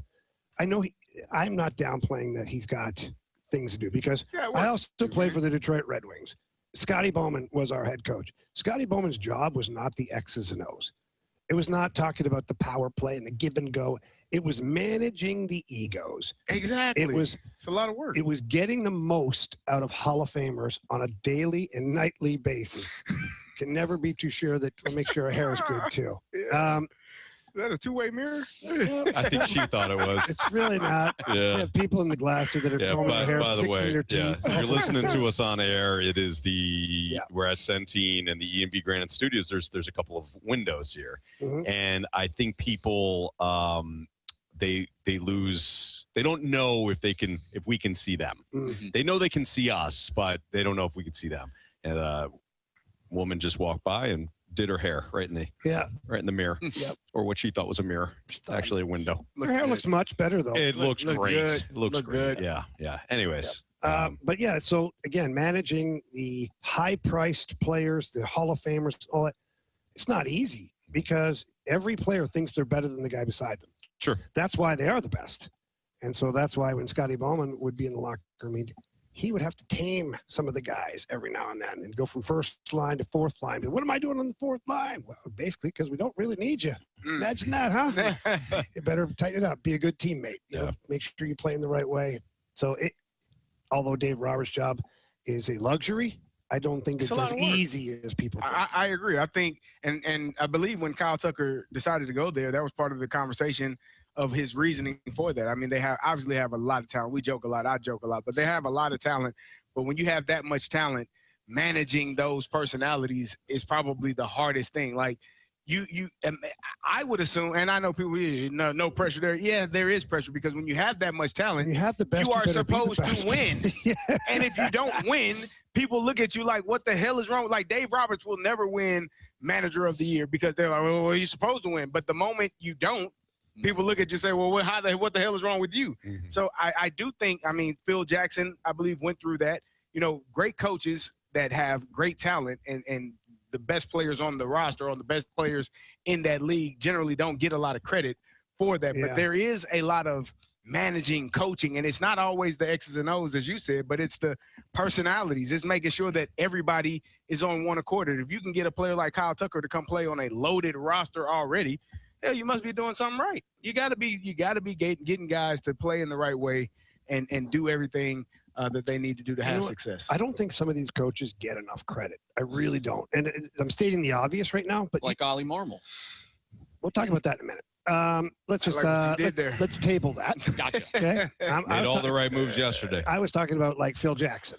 Gotcha. Yeah, Phil, somewhat similar, maybe in the future. But Phil Jackson, everybody talks about Jordan, Rodman, Pippen, all that. Then you hear the behind the scenes, the backstories of what Phil Jackson had to do. Pat Riley with the Lakers, like some of these legendary coaches, Scotty Bowman with the Red Wings, Bill Belichick with the Patriots. Like, he had to have every player, offense and defense, conforming to what the team model was to win championships in New England. And it was a different version of the team every 2 years that was coming through there. So these dynasties, these awesome teams, yes, it's fun, but at the same time, it carries a lot of pressure. I don't know about Dave Roberts. I don't know him as much as I know all the other coaches I just spoke of, but even a Nick Saban. Like, all these guys, man, the pressure is there every year to win, even though you have the best team. So when you don't win, well, you're a piece of crap. Yeah. Correct. That's correct. Good thing, though, and we started this segment talking about what we thought from Major League Baseball's opening day. Here's what I know.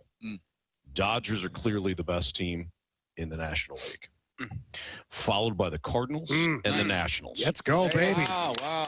By the way, shout out to Brendan Donovan last night for the Mariners. Yeah. So really He's cool. He's going to be an MVP now, watch. He's going to be absolutely MVP now. Hopefully, man. An American League MVP. Yeah, hopefully. MVP. Yeah. Good for him. Yeah, but he plays in a different So it's okay? different league. Yeah. Well, he has no effect on Didn't the Cardinals. Randy Rosarena go to a different league, too? But we seem to talk about him a lot. Not anymore. In that Matthew Liberators, Liberatore right? went 5 innings yesterday. Yeah. Alec Burleson is going to win the National League MVP. Bro, you guys got some lofty expectations. This guy's going to have a great season. And I remember specifically being at this right here, at this spot right here, and saying that guy will be a St. Louis star. You guys laughed me out of the building. I had to go cry at Total Hockey, or not Total Hockey, it's Pure Hockey now. I had to run in there. They got nice towels in there. They do. They have all sorts of different stuff. And I cried my way over there because you guys made fun of me for saying that this guy's going to be a good ball player. No. That's exactly what happened. No, you changed the wording on that. You called him a St. Louis star. Star. No, he started as a star. He's a St. Louis star. You said a star. You said a star. We settled on St. Louis. We got you. We didn't want to crush you, so we gave you St. All right, Louis that's fine. star. This guy's going to be a star. Oh, wow. This guy's going to be a star. You still? Are you kidding me? Did you see what he did yesterday? I did. He had a great game. 1 in a row is a hell of a streak. He's only played one game, actually. You're right. So I think Marsh is right on this. I hope he laughing at is. me. I hope he is. Marshy needs a victory. Yeah. What are you talking? Yesterday was fun, man. Yesterday was fun. All of our teams won, right? Your favorite team won yesterday. Yeah. You know what I mean? Yes. All 4 of Carey's teams won. Every one of them. Each day I was watching the Let's Illini. go. ILL, Blue, baby. let's go. yeah. It's my new team. Elite 8. Let's all. You know what, Jamie? Big orange. You're Let's welcome. go. That's the big orange, though. All right, it's Fastlane on 101 ESPN. More of your Freedom Friday topics next on 101 ESPN. You can now listen to 101 ESPN on demand. Get caught up on all our shows and podcasts at 101ESPN.com or on the 101 mobile app. 101 ESPN podcasts are presented by the Schaefer Door Company.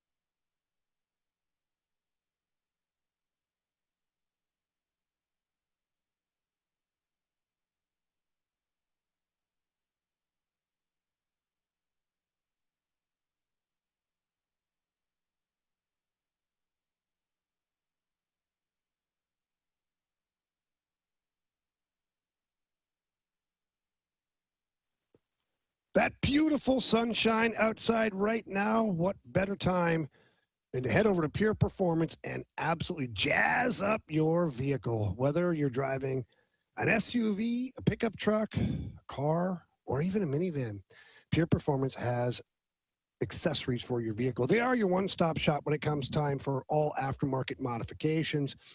They're the best in the business. They've got an unbelievable facility, 25,000 square foot facility in St. Peters. Just take the Cave Springs Boulevard exit. It's right down on your left-hand side. Walk in.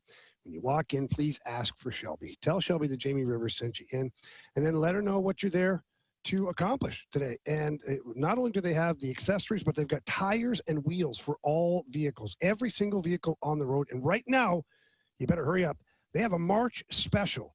When you purchase a set of wheels and tires, you get free sensors and installation, but March is almost over, so hurry up and get over there. You will love everything about Pure Performance.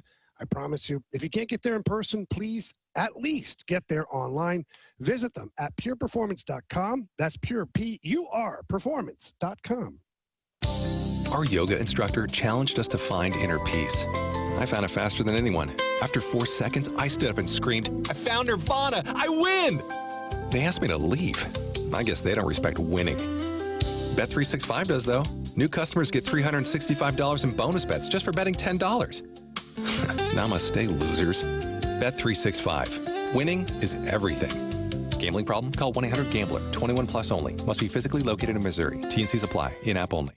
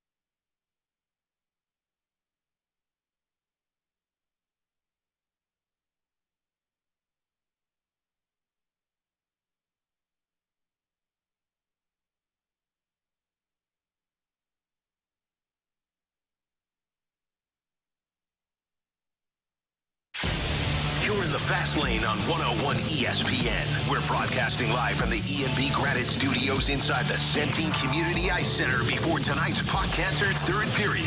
Refreshed by Bud Light, Skimmer's Original Vodka Iced Tea, and E&B Granite.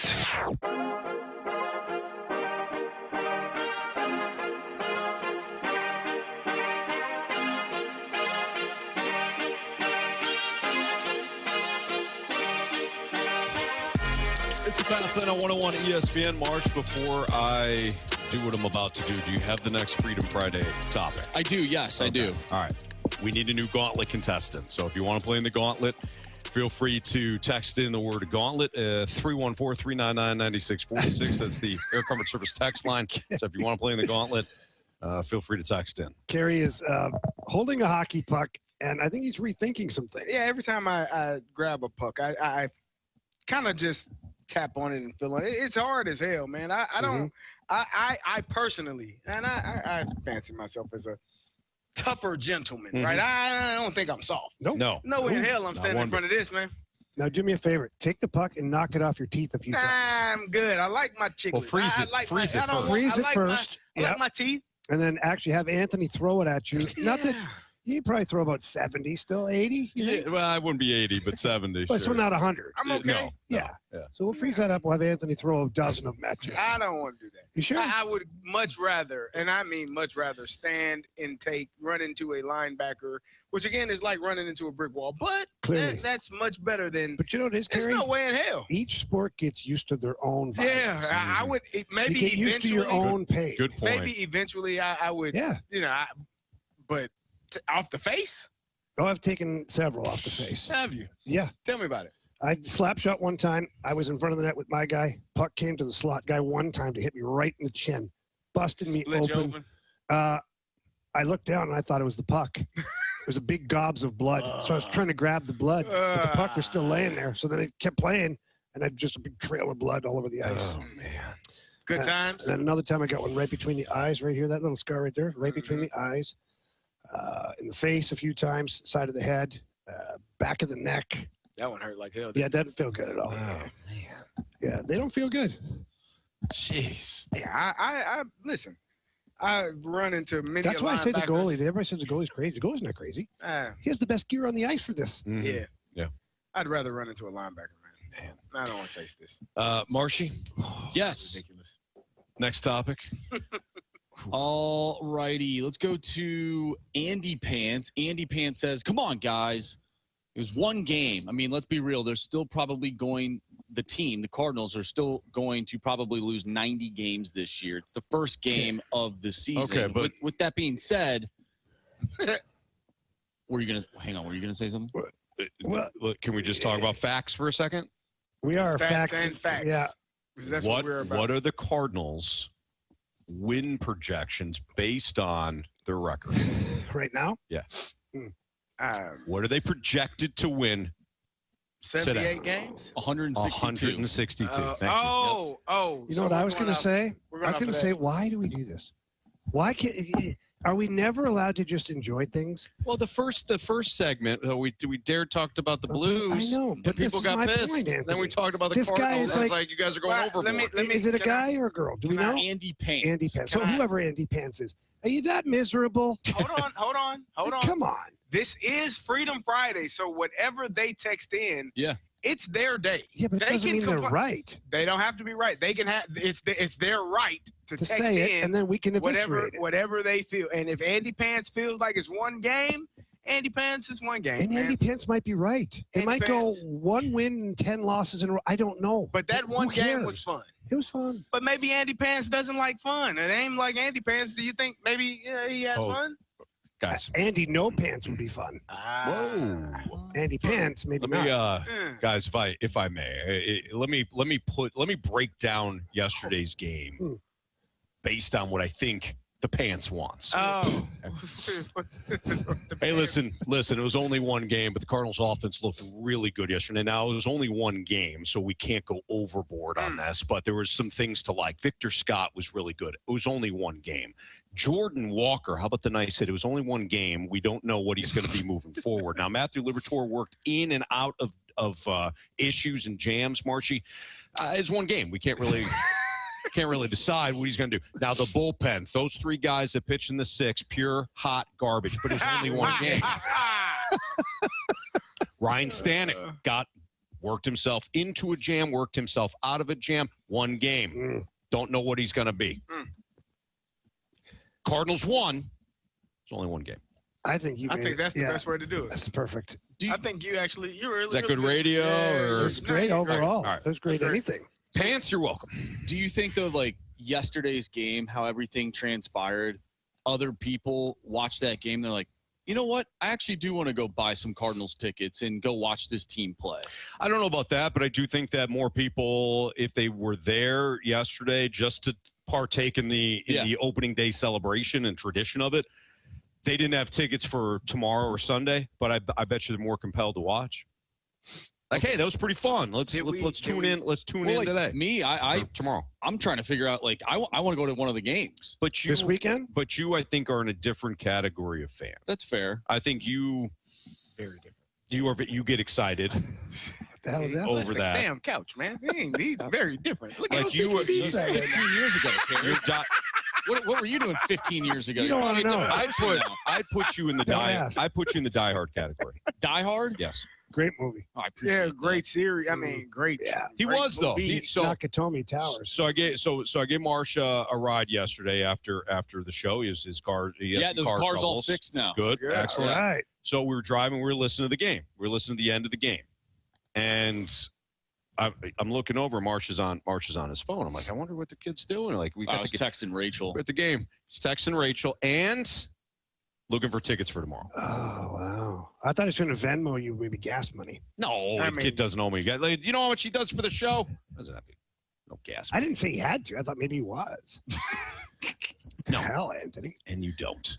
But no, he's looking for tickets. He's looking for tickets. Why you ask me for Venmo when you take me somewhere? Well, you're different. He locks the doors. It's a child lock on the doors. He's like, yeah. Gas isn't free anymore. I'm like, hey, Jamie. Yeah. Are you allowed to roll the window down, or is that locked too? Everything's locked, and then I get a Venmo request with a cute little gas tank. I do the character, so at least you think it's fun. It's passive aggressive, is what it is, Anthony. Mr. Gas. Yeah, hey, double thumbs, gas tank. What? He drove me half a mile. I drove you to the sandwich shop, like right below the studio. Oh boy, I think people are going to be excited moving forward. Now, if you lose 5 straight, then that excitement will go away pretty quickly. Well, if I'm not it's mistaken, only one game. Didn't the Cardinals sweep the Twins last year to start the season? Was it a sweep? They definitely won the series. I think they did. Didn't they give up a bunch of home runs on that Sunday? I think it might have been a sweep. Can we double check on that one? We are a stats and facts show. I thought it was a winning weekend. I don't know if it was a sweep. I'm going to say no. Let's take guesses.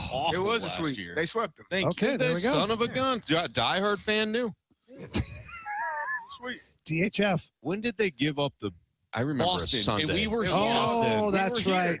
They got 18. They got no, but it was pumpernickeled. they did. But I remember 13. That Sunday game where they gave up 112 runs. Yeah. 18 runs. They gave up a ton of runs though when we were here last year. Oh, it was awful. Taking on the Red Sox. I remember that one too. That was bad too. That was bad. Yeah. That was. Who started that game? Oh, I want to say. Nats? I want to say it was. No. Fetty.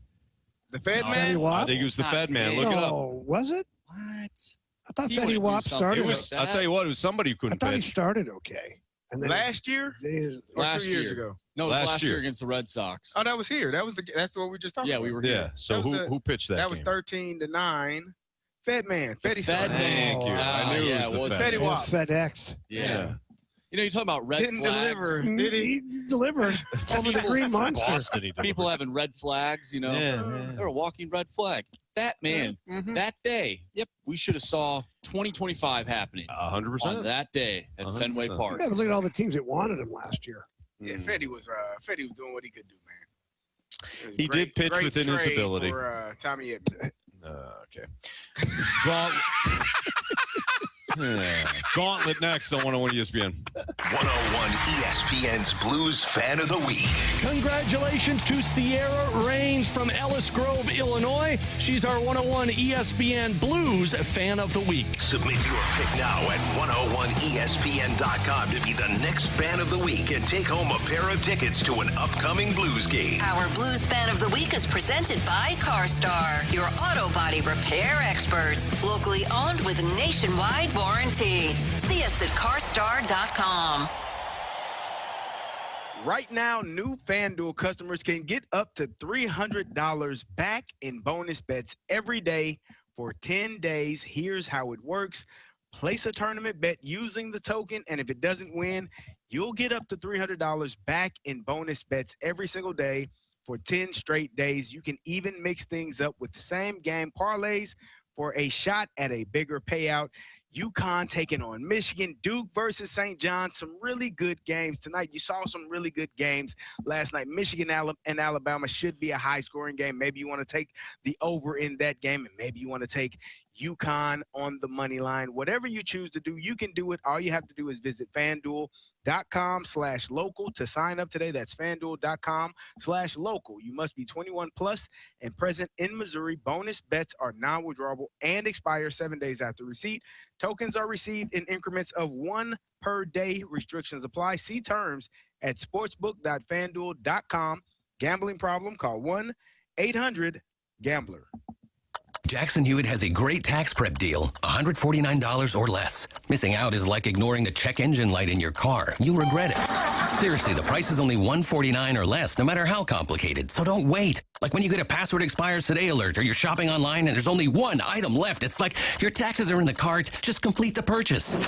Hurry. This deal for $149 or less is like your phone at 1%. It's about to power down. Limited time offer for new clients on federal returns. Participating locations only. Terms at jacksonhewitt.com/149. At quarterback, calling the right play could change the whole game. And when your car breaks down, same idea. Make the right call before the big repair bill hits.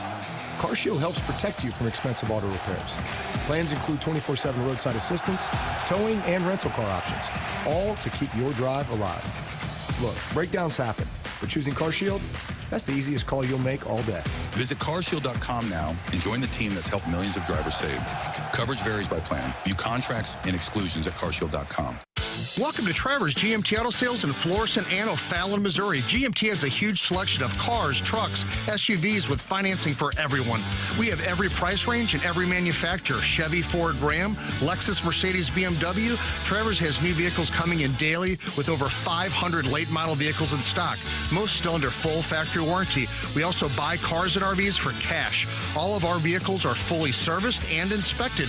Come visit us today at TrevorsAutomotiveGroup.com. WXOS HD1 East St. Louis. 101 ESPN is driven by Auto Centers Nissan, home of the lifetime warranty and 30-day return. The Fast Lane is broadcasting live from the E&V Granite Studios at the Centene Community Ice Center before tonight's Puck Cancer Charity Alumni Hockey Game. Refreshed by Bud Light, Skimmer's Original Vodka Iced Tea, and E&V Granite. 4 warriors, 4 categories, 1 challenger. Can you survive the Gauntlet? Brought to you by Blue Note Roofing. Roofing, siding, and gutters. Visit BlueNoteRoofingSTL.com for a free inspection. It's Fast Lane on 101 ESPN. It's 4:05. Your time check brought to you by Clarkson Jewelers, an officially licensed Rolex jeweler. We are live inside the E&V Granite Studio. Inside Centene Community Ice Center. It is time for the Gauntlet. And, Marshy, we have a special guest? Yeah, surprise guest. Surprise guest? Yeah, for sure. Would you like to say hello to the show?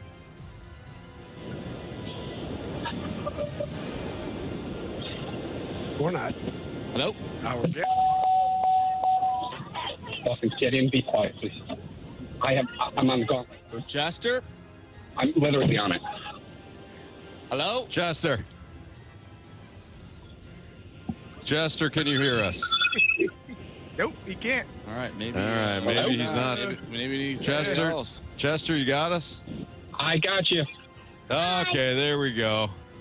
Hi, Chester. What's going on? I'm here with Minnie C. All right, great. Who would you like to take on today? Oh, we know where this Happy is going. birthday, CD. Thank you, Chester. All right, I'm getting out of here. You going for me? I'm just making sure. I don't want to leave prematurely. Oh yes. It's time for round 3, bud. All right. Good luck, Chester. Good luck, Minnie C. All right, so Carey's going to head to the makeshift cone of silence right now. Carey Davis. On his birthday, Chester decided to make it a round 3 matchup. Chester has beaten Carey twice already. So, Chester, I gotta be honest, I want football. All right, well, we'll see if you get it. Without further ado, go ahead and tell Bradford to spin that wheel. Bradford, spin that wheel, please. All right, Chester wanted football.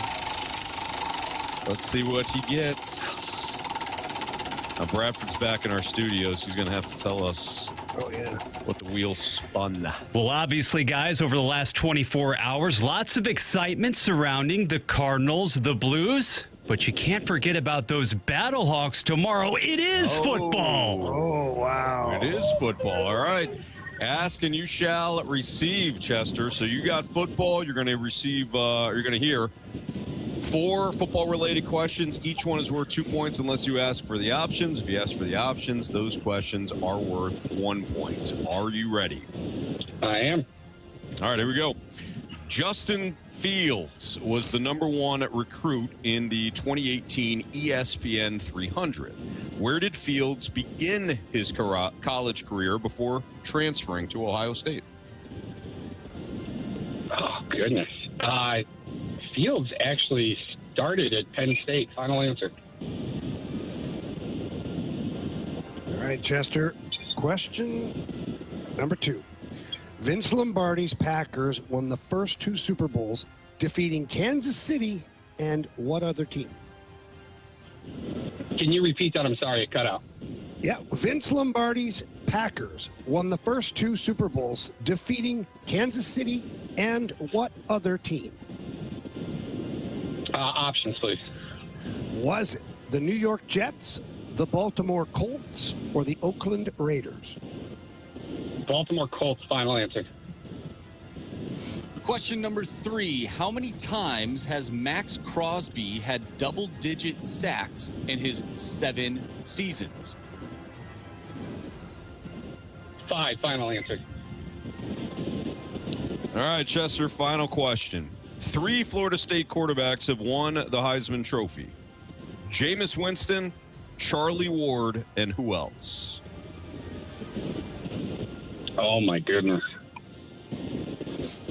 Options. E.J. Manuel, Chris Winkie, or Danny Cannell?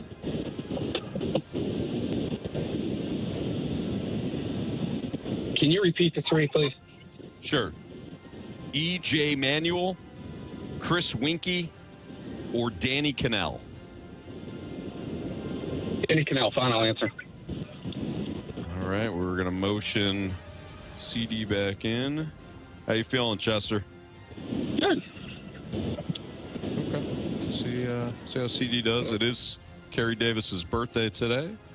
So Chester decided to dial in here to give an opportunity to Carey. 3rd go-around here. It hasn't been good first couple times, man. It's hard to beat somebody 3 times. It is. Yeah, it's actually Baltimore Ravens. All right, Carey, you ready? Yeah. Your category today is football. By the way, Chester wanted football. Mm-hmm. He said, give me that football. I like football, man. The wheel obliged. See if it's something I know or not. Question 1. Okay. Justin Fields was the #1 recruit in the 2018 ESPN 300. Where did Fields begin his college career before transferring to the Ohio State? I think it was Georgia. Let's go Georgia. Final answer. Question 2, Carey. Vince Lombardi's Packers won the first 2 Super Bowls, defeating Kansas City and what other team? Packers against who? I'm going to need the options, I believe. Options. The New York Jets, the Baltimore Colts, or the Oakland Raiders?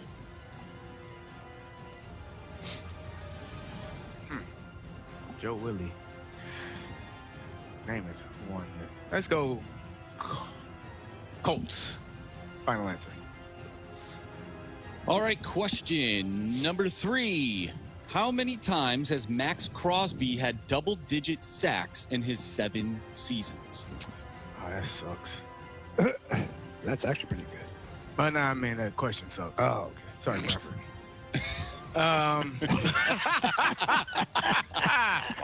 I mean, I had no point in taking options there. It's going to be 3, 4, 5, 4, 5, 6. 4 feels like a good number. Let's go with 4. Final answer. By the way, are we at a rave right now? Yes, sir. Yeah. We are. What's going on? Yeah. Yes, sir. Music's going, man. Big games here. Yeah. Mm-hmm. Final question, Carey. 3 Florida State quarterbacks have won the Heisman Trophy? Jameis Winston, Charlie Ward, and who else? Oh, man. Chris Winkie didn't win it, did he? Him and Danny Werfel, they feel like the same. It's going to be somebody like long time ago because I don't think Chris Winkie won the Heisman. And I don't feel like they've had a notable quarterback since old Jameis. Jameis is a funny dude, man. He's hilarious. He's really good. See him working the grounds crew for the Giants? Man, that was hilarious. He's all into it. Yeah, he loves it. He's a funny dude. He is. Superhuman. He is. I feel like it's somebody before Charlie. So give me those options, Anthony. E.J. Manuel, Chris Winkie, Danny Cannell. Ooh. Danny Cannell win it? Or did Chris Winkie win it? I don't think Danny Cannell. I should have went with Chris Winkie. Darn it. E.J. Manuel did not win a Heisman. I'm almost certain of that. And I don't think Danny Cannell did either. Let's go Chris Winkie. Final answer. I'm going to be so mad if that's the answer, though. By the way, you said Danny Werfel, who, of course, was a Florida Yeah, I know. Gator. Yeah, I know. Yeah, I compared them to it's kind of the same era. Yeah. Yeah, I know Danny. Danny did win a Heisman. That he did. Yeah. Danny Let's go over these, shall we? Round 3 between Chester and Carey. Let's go right down the list here, guys. Oh, my. Justin Fields was the #1 recruit in the 2018 ESPN 300. Where did Fields begin his college career before transferring to Ohio State? Chester, without the option, said Penn State. Carey, without the option, said Georgia. Correct answer is... Go Dogs! Georgia. Carey up 2-0. He did not need the options on that one. Vince Lombardi's Packers won the first 2 Super Bowls, defeating Kansas City. And then you guys both took the options. You both went with the Baltimore Colts. Correct answer is... It is the Oakland Raiders. The Jets played the Colts in Super Bowl III. Yeah, Joe Willie. I know Joe Willie. That's why I knew it wasn't the Jets. I wasn't sure about the Raiders. Carey's still up 2-0.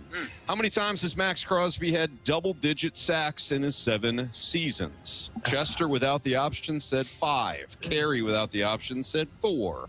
Correct answer is... 4. Carey up 4-0. By the way, those seasons, 2019, 2022, 2023, and 2025. Final question. 3 Florida State quarterbacks have won the Heisman Trophy. Jameis Winston, Charlie Ward, and who else? With the options, Chester said Danny Cannell. With the options, Carey went with Chris Winkie. Correct answer is... It is Chris Winkie. Chester. You have chosen poorly. You lose. Not today. Gentlemen, if I may, Happy birthday, CD. 5-0. And here's, you got it. Happy birthday. I will say this. Fields committed You're to so Penn nice that State. you went on your birthday. That was sweet of him. Whatever, dude. That was sweet of him. Needed that victory. I feel better. It's hard to beat a team 3 times, right, Marshy? It's tough. It's tough. It's It's difficult, very yeah. tough. No doubt. All Good right. job, Chester. We'll see you, Chester. Happy birthday, bud. Have a great weekend, Thank you, guys. brother. Appreciate it. Take care. You Take too. care, buddy. Nice job, Carey. Nice job. You dialed 5-0. in, baby. Dialed Way in. to Locked go. in for football, man. Well done.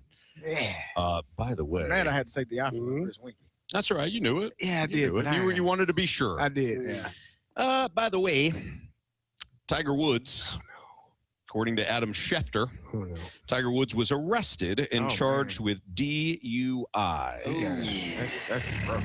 property damage, and refusal to submit per the Martin County Sheriff in Florida.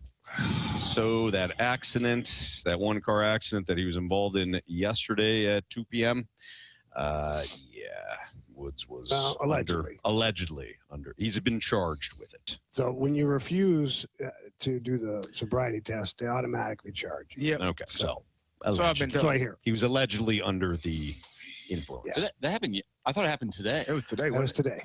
Yeah, I thought when I read it. Oh yeah, it was 2 o'clock. Yeah, 2 o'clock. Feels like it feels like yesterday. It was today. Excuse me. Thank you, Yes. Marshy. We are a stats and facts Yes. show. So Patrick H knows that more than anybody. we'll see how Patrick this who? plays out, but man, I hate to see that. That's rough, man. And to your point, if that's the case, Jamie, he does probably need his own driver. Yes. He will. Yeah. All right.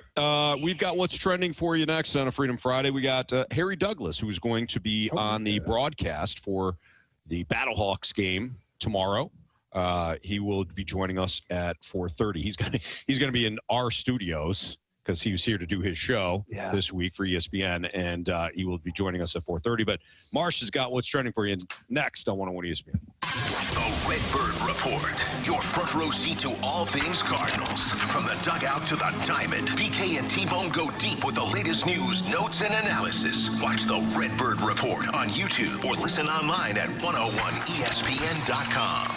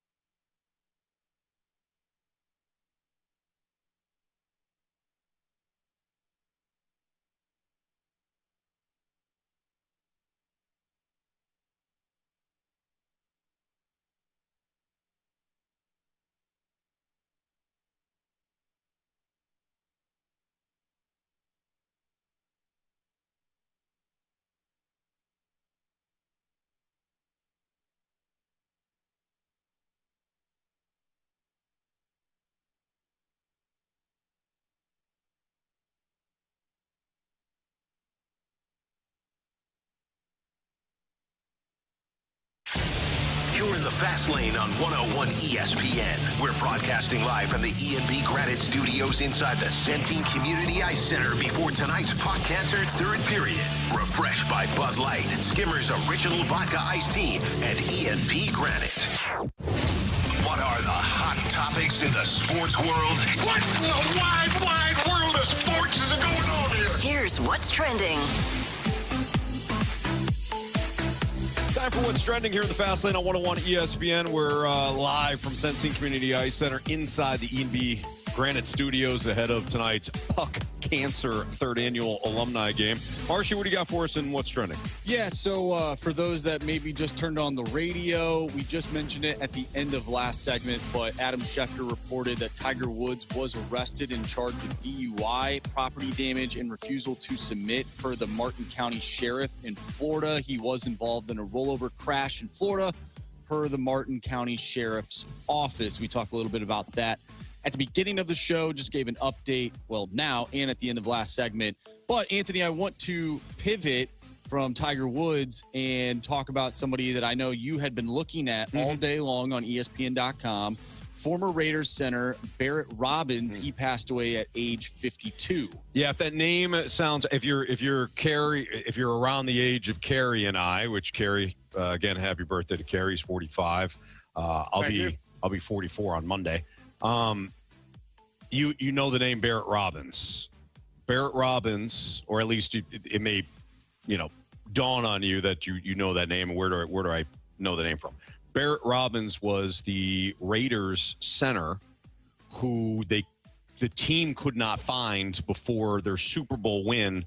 Super Bowl loss against the Buccaneers. So that 2002 Super Bowl between the Bucs and Raiders, the Chucky Gruden Super Bowl. They couldn't find Dexter Jackson. Yeah, Dexter Jackson. MVP. Yep. The Raiders couldn't find their starting center, Barrett Robbins, the day before. It came out much later that he was dealing with bipolar, and he did not take his medication the previous day, and he was actually in Tijuana, Mexico, celebrating what he thought was the Raiders' victory. He was off his meds and all that, but they couldn't find him, and it was a big story. Now, they had gotten him back before the game, and they were trying to work him out in the back of the stadium to see if he was fit enough to play. Eventually, Callahan. Oh, I didn't know that. Yeah, they're trying. I didn't know I thought he just missed the game completely. They suspended him. Gotcha. But they were trying. So again, a lot of this came out much later. But they were trying to see if he was in the right mental state and physically after partying the day before, if he could play. And eventually, Brian Callahan, the head coach, decided to suspend him for the game. Now, the Raiders got trucked the next day. I don't think the Raiders win anyways, but still. It makes a difference when your starting center certainly is unavailable and in that fashion. Yes, but then Barrett Robbins had, just a long history of off-field issues, some relating to his bipolar diagnosis. And it seemed like he led kind of unfortunately a tragic life. He'd been arrested several times, some drug-related, some physical altercations. And again, as Marsh mentioned, he passed away today at 52. The cause of death, unless you're looking at it right now, the cause of death has yet to be released. So certainly sad news from the NFL world today as Barrett Robbins passes away at 52. Some other things. I want to talk about some MLB stuff, Anthony, because there are games today. The Cardinals aren't playing today, but there are some games. The Yankees and Giants are playing right now. After 3 innings, the score is 0-0. So that is a good sign for San Francisco Giant fans that saw their team get absolutely smoked on Wednesday night. Their offense may be terrible. They haven't seen them score a run yet. No, they haven't. They only got 1 hit right now. Granted, it's only through 3 innings, but if you look at the top of their lineup, you'll see a lot of recognizable names. You got Luis Ariz, Matt Chapman, Rafael Devers, Willie Adames. Elliot Ramos is hitting 6 for them. Then it's Schmidt, Patrick Bailey, who's a Gold Glover, but not much of a stick, and then old friend Harrison Bader. That offense has struggled. But it's only 2 games. Not even 2 games. 4 hits in those 2 games. It's not great. They're stroking it, man. Yankees have some pitching, that's for sure. Max Fried was on the bump the other night. All right. Well, is that good for what's trending? Yeah, why don't we move on so Harry Douglas can join the show and we can talk some football. Perfect. Maybe some Battlehawks football as well, as their season is about to start up. So and we're all excited about that. Yes, sir. So Harry Douglas with ESPN Radio, former Atlanta Falcon and Tennessee Titan, will join us next. You probably watch Harry a lot on ESPN, and he's been in St. Louis the last couple of days to not only do his show, from our studios, but also to cover the Battlehawks tomorrow. So he'll be part of the broadcast tomorrow. So we'll talk about the Battlehawks with Harry, maybe pick his brain about the NFL draft and some other NFL news next on 101 ESPN. Want more Blues talk? Check out the Last Minute Blues podcast with Alex Ferrario, Donnie Fandango, and Jeremy Rutherford on 101 ESPN. The guys bring you the latest news and nuggets on your St. Louis Blues. The Last Minute Blues podcast is presented by Blue Note Roofing. Roofing, siding, and gutters. Your St. Louis roofing experts. Visit BlueNoteRoofingSTL.com for free inspection. Watch or listen to the Last Minute Blues podcast now on our YouTube channel or at 101ESPN.com. Oh, baby, that sunshine outside sure feels good. It's kind of like banging your head sometimes. Just don't know what's going on. Time for a nice ice-cold Zwickle Light from my friends over at Urban Chestnut. It is an amazing light beer. It's a St. Louis beer brewed by St. Louisans, which is by far the best. It's crisp, it's clean, it's refreshing. And when we talk about light beers, let's talk about low carbs. It's 3.7 carbs and only 95 calories. But the best part about Zwickle Light is the people over at Urban Chestnut, they've made it taste like beer. It doesn't taste like water. Nope, it's ice cold beer with only 95 calories, with only 3.7 carbs. That is the beauty of it. And it's a beer that pairs with everything. No matter what you're doing that day, what the occasion is, Zwickle Light is perfect for all of that. It's a go everywhere, do anything kind of beer right here in St. Louis. It's available all over the place, including dirt cheap. My friends are selling it over there at great prices as well. It is the unofficial beer of St. Louis hockey. So please visit urbanchestnut.com for more information regarding Zwickle Light and everything else Urban Chestnut. Keep it light and keep it local.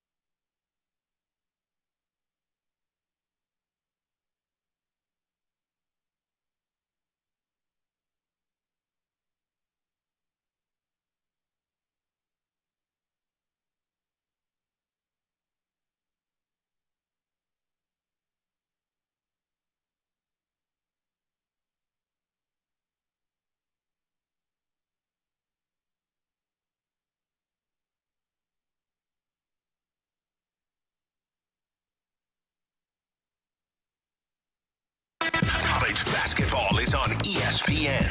Tonight, it's the NCAA Tournament Sweet 16. Coverage starts at 6. The NCAA plays on 101 ESPN. 101 ESPN Sports Center.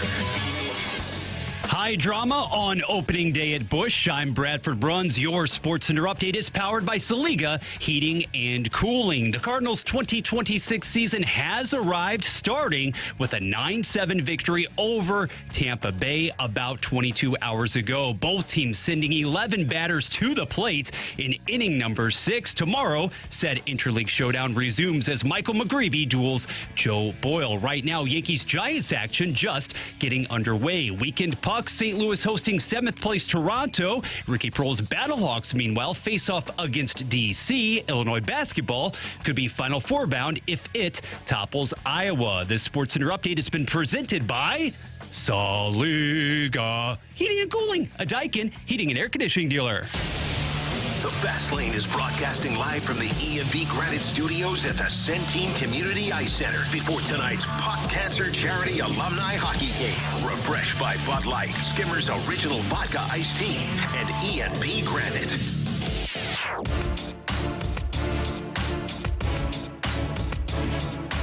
It's the Fast Lane on 101 ESPN with Carey Davis, Jamie Rivers, and Andrew Marsh. Me, Anthony Stalter. We're live at the Centene Community Ice Center inside the E&V Granite Studios. And actually back at our home studio is Harry Douglas of ESPN, and he's going to be on the game broadcast tomorrow as the Battlehawks host the D.C. Defenders at the Dome at America's Center at 11 a.m. First and foremost, Harry, how are you? I'm doing well. Happy to be here in St. Louis. I love towns, and I should say cities, who really support their sports teams. So that's one of the things that's very unique about St. Louis.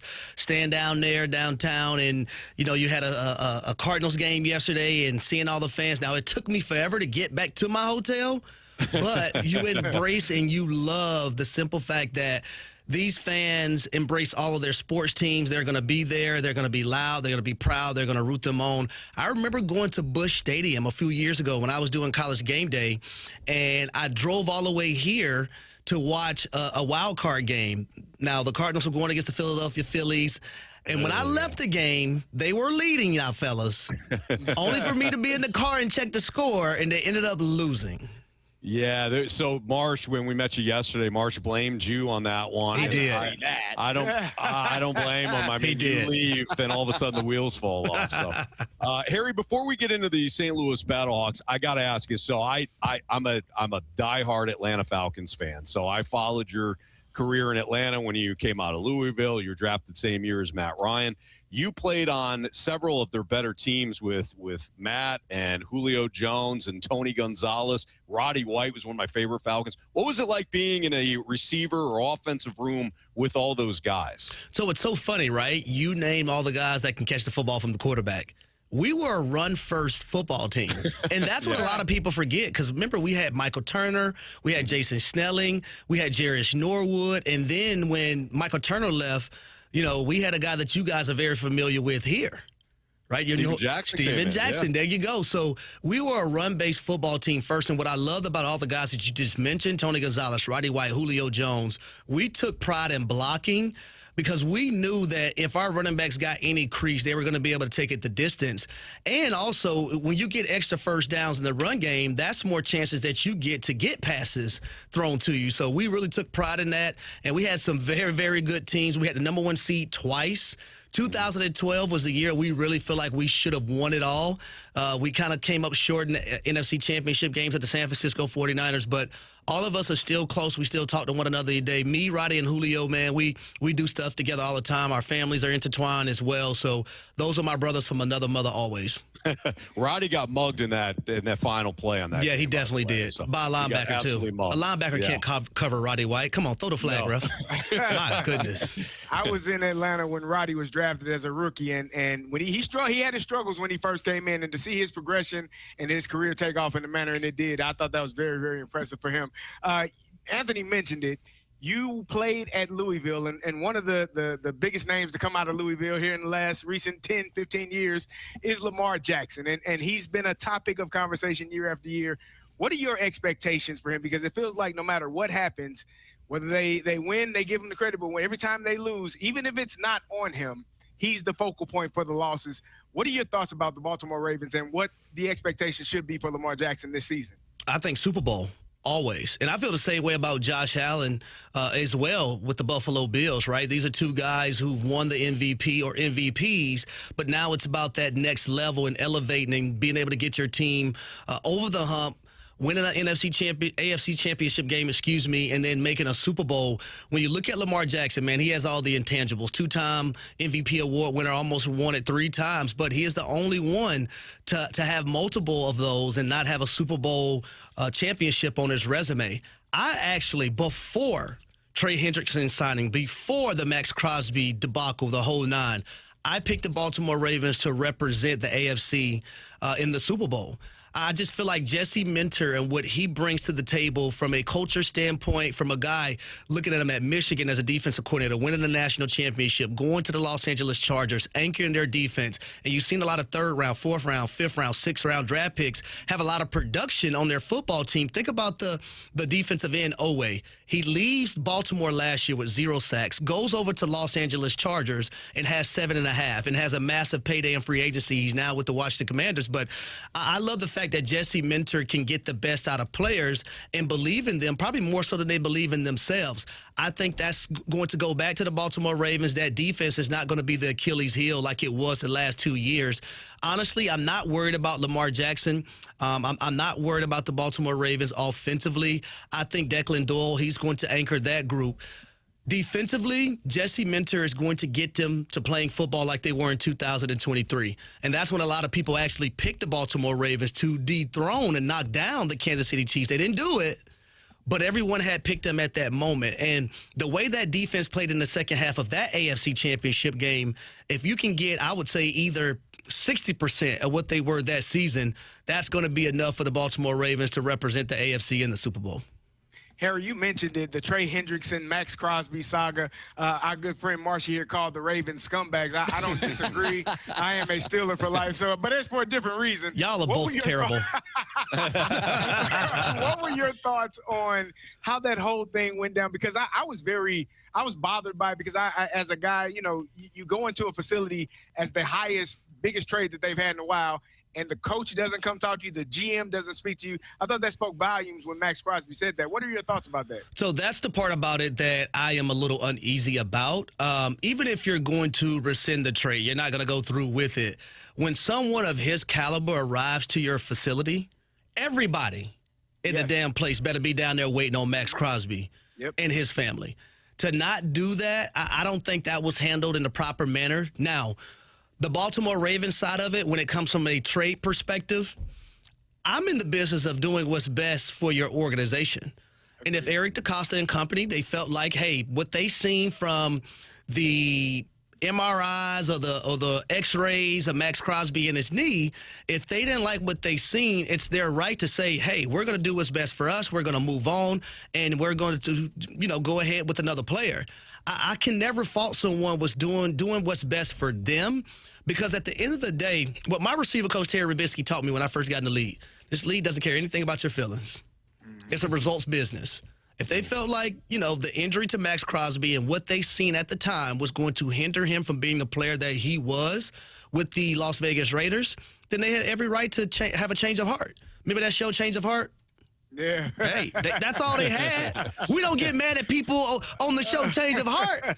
Why are we going to get mad at the Baltimore Ravens? Now, you can have a gripe about the way some things were handled, but as far as saying that, hey, I want to move in another direction, they're not in the business of doing what's best for other teams and other organizations. You must do what's in stone for you that you feel like can get you over the hump to win another Super Bowl.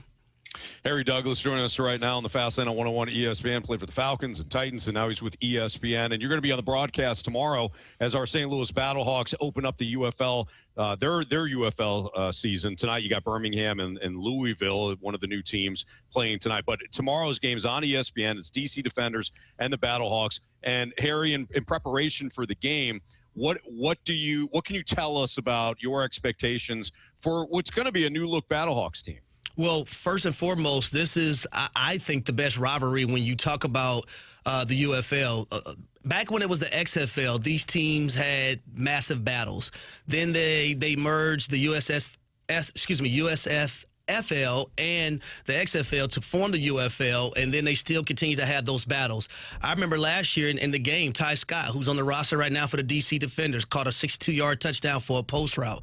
But looking at what they're going to present tomorrow is different than what we've seen in the past. A.J. Smith is coming over as offensive coordinator. Ricky Prohl is now the head coach of this organization as well. They were first in rushing a year ago. They're going to pass the football a little bit more now. You look at the skill position players. players. I think with A.J. Smith as the offensive coordinator, this is the best personnel that he's been able to have and coach up from an offensive coordinator standpoint. So look for guys to be all over the place. Brandon Silvers throwing the football around.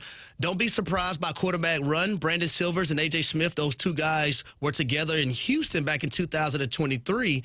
And I think when you look at St. Louis defensively, you know, you have the two guys coming off the end, whether it's Feeney and Damapinu. Those guys can really rush the passer. But D.C. has kind of had their number and not allowing those guys to get off and be dynamic from a pass rush standpoint over the years because D.C. is so balanced offensively. D.C. wants to run the football. I think what stands out with the D.C. team to me is the continuity. You know, coaching staff and players, so many of those guys have been with them for 3 and 4 years. They just roll over and do things in their sleep. And their offensive coordinator, Fred Keiss, does a phenomenal job. Their head coach, Shannon Harris, he took over last year as an interim head coach, and a lot of people, I think, had them last to actually win the UFL, but they found a way to get it done. They're mentally tough. They're physically tough. And their defensive line, I think that's something St. Louis's offense better be worried about and actually plan for because they have a lot of guys up front that can rush the passer too. Harry, you brought up continuity, and we know that Ricky Prohl is stepping in as the head coach for the first time this year for the Battlehawks. Could you see it taking a few weeks for things to start to mesh well for the Battlehawks this season? Honestly, I don't think so. And it's because of how familiar the quarterback and the offensive coordinator are with one another. And I always say this, all great offensive coordinators, they don't try to make players fit into their system. They adjust their system to the personnel that they have. And when I'm looking at Hakeem Butler and Jennings and Blake Jackson and you're looking at Jakir Pearson, you have some dynamic players that get the football too. Frank Darby is a guy that I was with when I was in Atlanta doing the coaching internship, and Frank is another one of those players out wide. You adapt to your personnel. Now, they have guys that get the football too, and they have a lot of them, but I don't think it's going to take them a while because how familiar the quarterback and the OC are with one another. And, hey, listen, let's not make football hard. I thought we seen in the NCAA tournament last night, Texas and their coach, Sean Miller, make the game harder than what it was. Hey, get your big man in the game on the last possession, especially when you see the Purdue has one big man in the game, right? So just make the game easy, get the ball to your playmakers, and let it speak for itself. Harry, we appreciate your time. We know you're doing double duty. Have a great broadcast tomorrow. And, again, we appreciate you stopping by the Fast Lane today. No problem, fellas. All right, take care. That's Harry Douglas, former NFL wide receiver and now a ESPN commentator, and he'll be on the call again tonight. We got special guests coming up next at the E&V Granite Studios. It's Denver Broncos head coach Sean Payton is going to be here at the Puck Cancer alumni game. He'll join us next to the Fast Lane on 101 ESPN. 101 ESPN has your shot to score a signed Blues puck autographed by Ford Dalibor Dvorsky. To win right now at 101ESPN.com or on your 101 app, powered by Dobbs Tire and Auto Centers.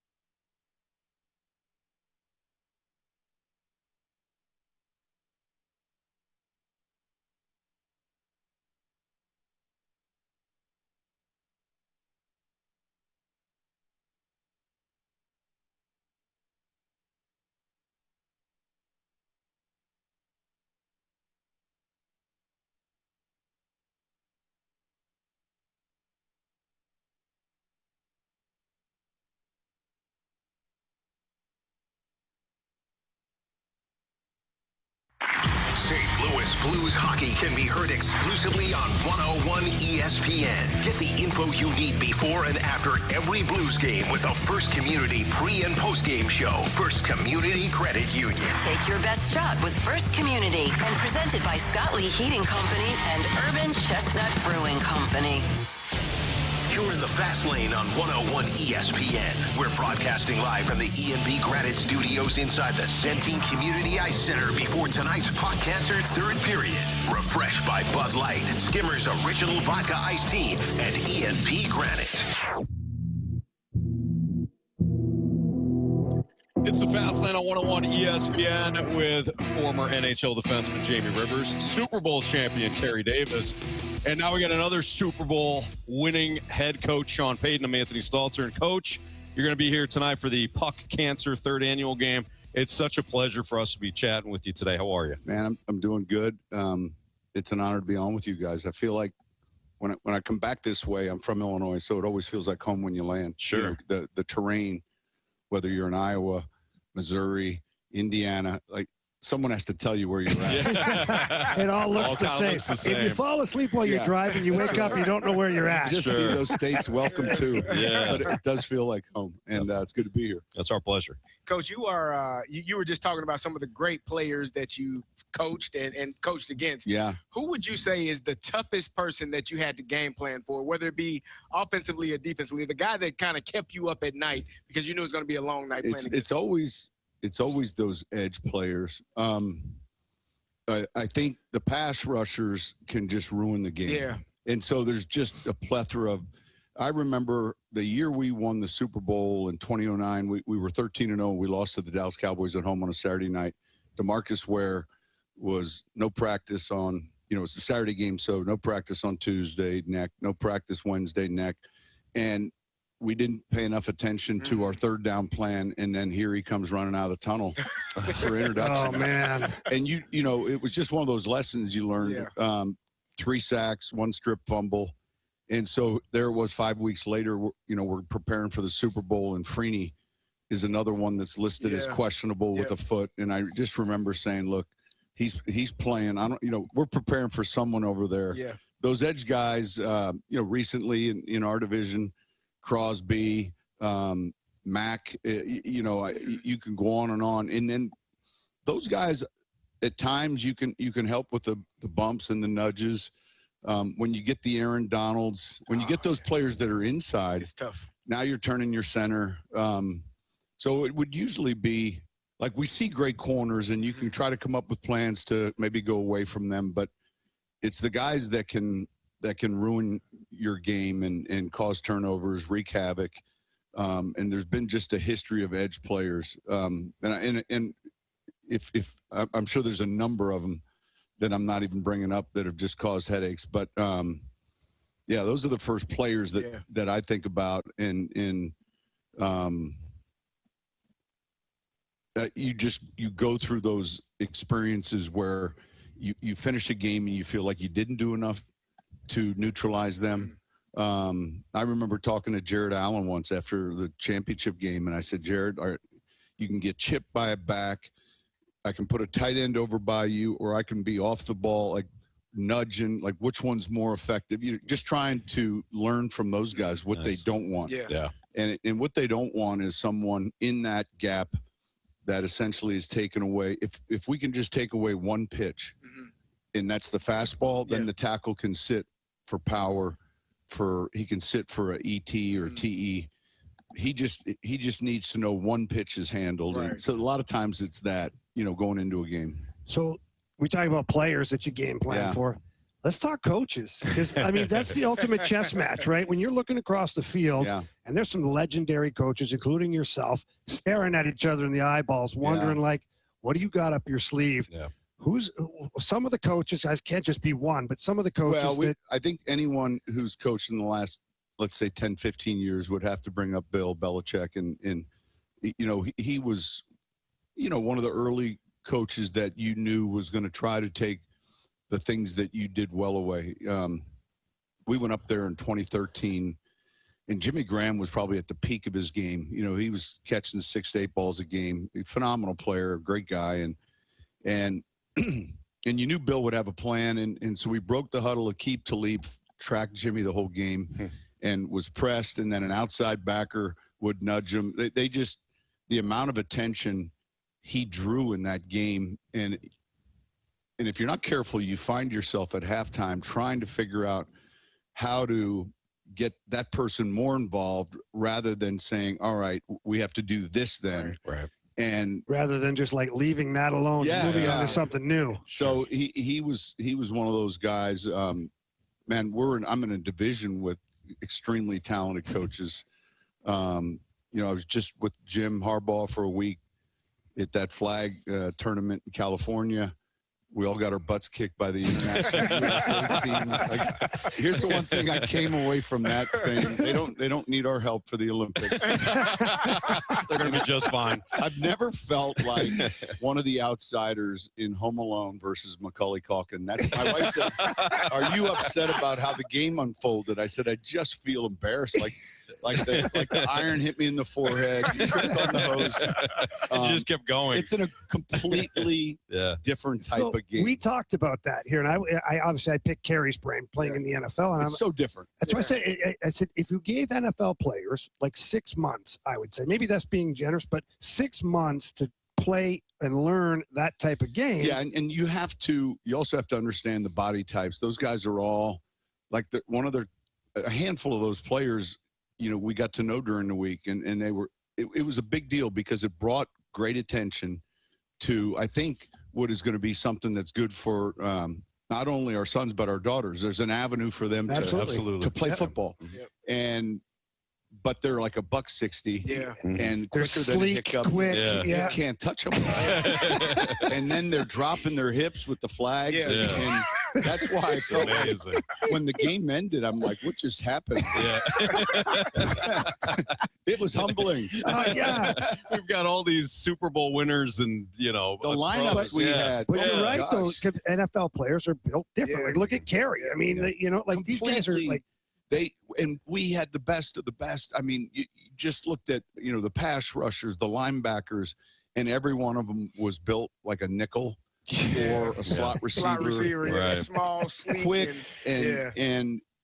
and I think they're going to be all right. Yeah, I would say so. I think they're going to be okay. I don't think they're. And I think they also had a little chip on their shoulders too. Oh, for sure. Because they've been hearing about how that's a bigger moment for them than it is the NFL. They had bed check and protein shakes. Bed check. That's awesome. Broncos head coach Sean Payton, Super Bowl winner, is here for the puck cancer game, and you do so on behalf of Kelly Chase, and we'd be remiss if we didn't ask you, because you're here and you've been in support of this, and you're going to be doing a little coaching tonight. He's a dear friend. We've known each other now. I was lucky enough to meet him up at Gaza Ranch in the summers back in 2019. So going on, I think 6 years, and we have so much fun together, and just watching his battle, and then how it impacts so many other people. And all of us, I think, it's one of those terrible diseases that we can all point to someone in our family, someone close like Kelly. And look, I was silly enough. He's got this podcast now, and I know this was a topic, and this was the day he kind of knocked me out in the comfort station at Gaza Ranch on hole 14. And it's all true. All right. Now, there's a lot of things that were left out. Typical Chaser story. Yeah. And so we had been golfing all day, and I'd kind of been on him about, how to make contact, same foot, same shoulder, near foot, near shoulder. Sir. And he was like, no, it's the away foot. And he was likening it to hockey. I said, Chaser, look at all these great hockey hits. It's near skate. The power comes. And so we began to give each other the business. We would do that. A couple of pops in, wobbly pops, just maybe? a lot. And so we had played 18 holes, and then we were on another 9 with our family, our wives, and he and I were taking it. I wouldn't let up. I'm giving him a nudge, and so you're poking the bear. I definitely was. And I end up on the floor at the comfort station 14. And the worst part about it is the next day when we're playing, he had him do a chocolate. Oh, no. So now, you know how I am. Like, all right, all of that was fun and good. And I'm thinking now there's going to be a payback. And then he gets this disease and loses 80 pounds. No. Now, that's your time. Every time I talk to him every week, he's spoken to our team. And every conversation, and he doesn't know this as we're talking about, every conversation ends with, what's your weight now? And he'll be, I'm like, $145. And he thinks I am asking because I care, but I'm also asking because I want to know once it gets to 195 again. Yeah. You're ready for it. Then it's fair game. Yeah. Back in the same weight class. That's amazing. That's great. Coach, you all had an outstanding season last year, and you make it to the AFC Championship game, and the news comes out right after the game that your quarterback is going to miss the game and be out for the season. How was that? I mean, I know that I played in the AFC Championship game, fortunate enough to win it. I know the highs that come with that and the fun and going into that game. How was that locker room after that news kind of started spreading throughout the entire locker room? Well, listen, great question, because it was a Saturday night game. We were finished in the PM.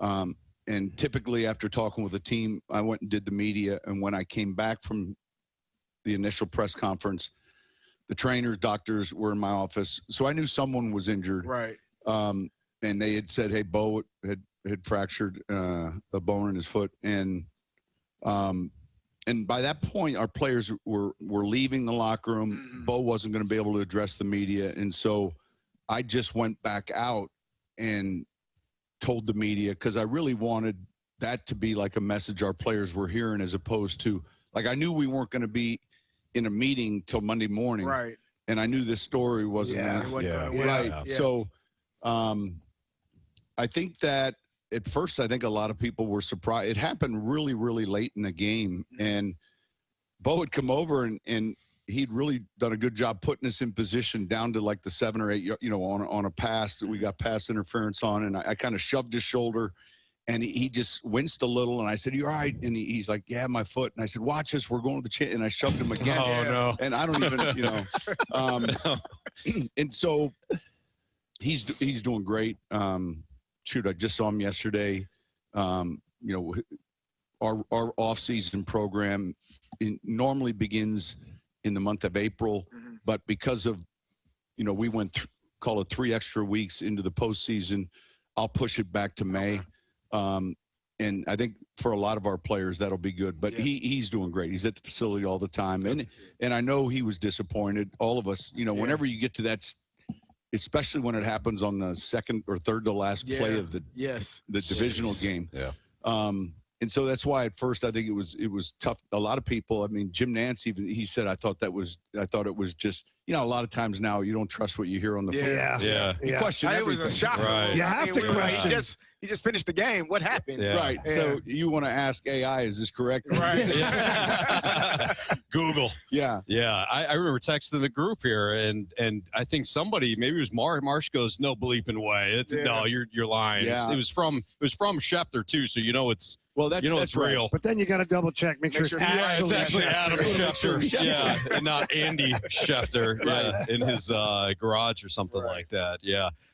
Coach, this has been a pleasure. We know you got a lot to do, but thank you so much for joining us. This is a lot of fun. Yeah. I know that you're going to have fun tonight. So you got a game plan to stop Rivers? All right. So here's the deal. This is where I needed help 2 years ago. We can tell you about injuries. The first event. We don't disclose my injuries around here. Yeah, the first time we had this was 2 years ago. And I think Garth was coaching the Blue All-Star team. And I had the NHL All-Star. So at that time, it was Chelios, Wizard. I had a pretty good lineup. And I had 2 goalies, and it's 2 periods, like a NC2A tournament basketball game. 2 good 20-minute periods. Fan turnout's great. And as the game's unfolding, we're ahead 6-2, and we're the visitors. And this goaltender, is playing really well. And I kind of meander over to the guy who's on our bench, and I said, "Hey, what's the plan for tonight? Are you guys going first half, second half?" Yeah. And he kind of looks at me and said, because I said, I'm thinking I might just want to stand with him. The ultimate competitor, Sean Payton. You flew in for this fundraiser. Yeah. I want to win. You're fine. Yeah. Trying to win, you won't need as much of a shower. That's all. Yeah. It ended up being a tie game, 7-7. We had to pull our goalie to score. Wow. Game time goal. Wow. I turned to Wizard. I'm like, hey, when do you guys usually do this? Because I'm thinking right about 250, 240. When do you pull the goalie? Yeah. And that's awesome. And I probably should have just left him on the bench and tried to score the game winner. But I love the strategy. But it was behind fun. it. Yeah, it was fun. Well, Coach, it's our pleasure. Thank you so much for stopping by, and have fun tonight too. Yeah, we will.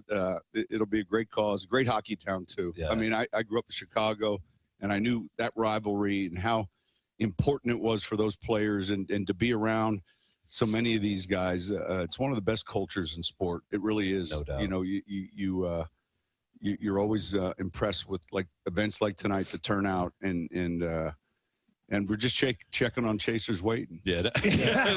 We got a scale in the room. We'll weigh them later. It's $145 right now. That's what he told me. So we're waiting until it's $195. That's awesome. That's awesome. That's Broncos head coach Sean Payton, who's here at the E&B Granite Studio inside the Centene Community Ice Center. Great cause tonight for the Puck Cancer 3rd Annual Alumni Game. We'll be back with more Freedom Friday next in the Fast Lane on 101 ESPN.